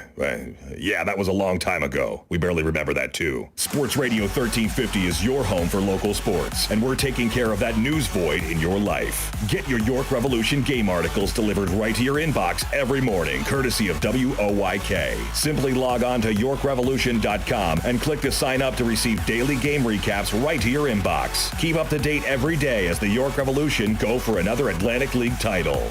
We're your source for local sports. Sports Radio 1350 WOYK. First in York, first in sports. Farm Credit supports rural communities and agriculture with reliable, consistent credit and financial services. In good times and bad, we provide loans to farmers and ranchers, farmer-owned cooperatives, rural home buyers, agribusiness, and rural infrastructure providers. As cooperatives, we're locally owned and governed. We help agricultural producers feed the world. For America's farmers, Farm Credit, supporting rural communities and agriculture. Learn more at farmcredit.com. Get the latest on the Orioles with the Baltimore Baseball Show, hosted by Dan Connolly. Mondays at 6 on Sports Radio 98.9 FM and 1350 WOYK.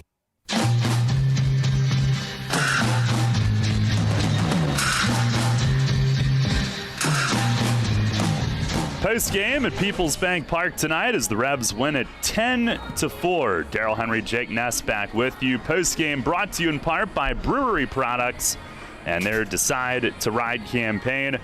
Sign the pledge form online and get home safely every time. That is DecideToRide.com. And we'll start with recapping things tonight. Duke Von Schaman coming off the 5 no-hit innings in Lancaster, making his second straight start, and today celebrating his 31st birthday in doing so. And he picked up right where he left off and retired the first 10 that he faced tonight. So he went 8 straight no-hit innings. And in fact, if you include the first out of the 4th inning and go back to his last relief appearance, he actually would have gone 9 consecutive no-hit innings, 8 full, plus the final 2/3 in relief on May 26th, and then the first out of the 4th inning here tonight. And the offense building an early 4-0 lead for him, as in the bottom of the 1st inning, Carlos Franco doubled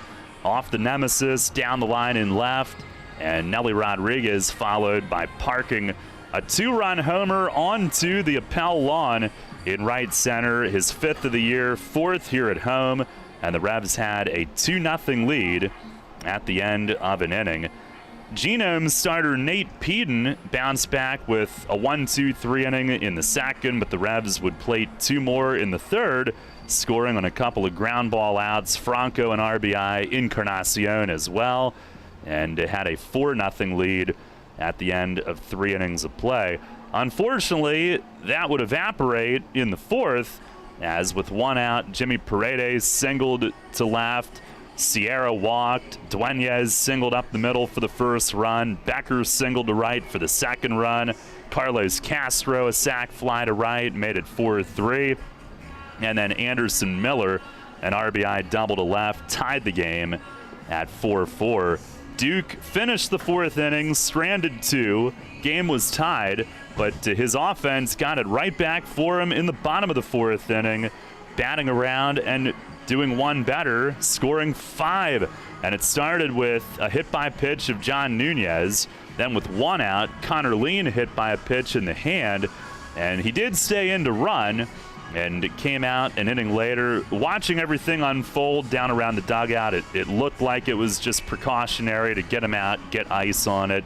Again, he gave a thumbs up to someone in the stands when he came out, but Stokes walked, and that loaded the bases with 1 out, and Elmer Reyes with one of the biggest hits of the night as he slugged a 2-run double that short hopped the nemesis in left field, broke the tie, put the Revs back on top at that point with a 6-4 lead.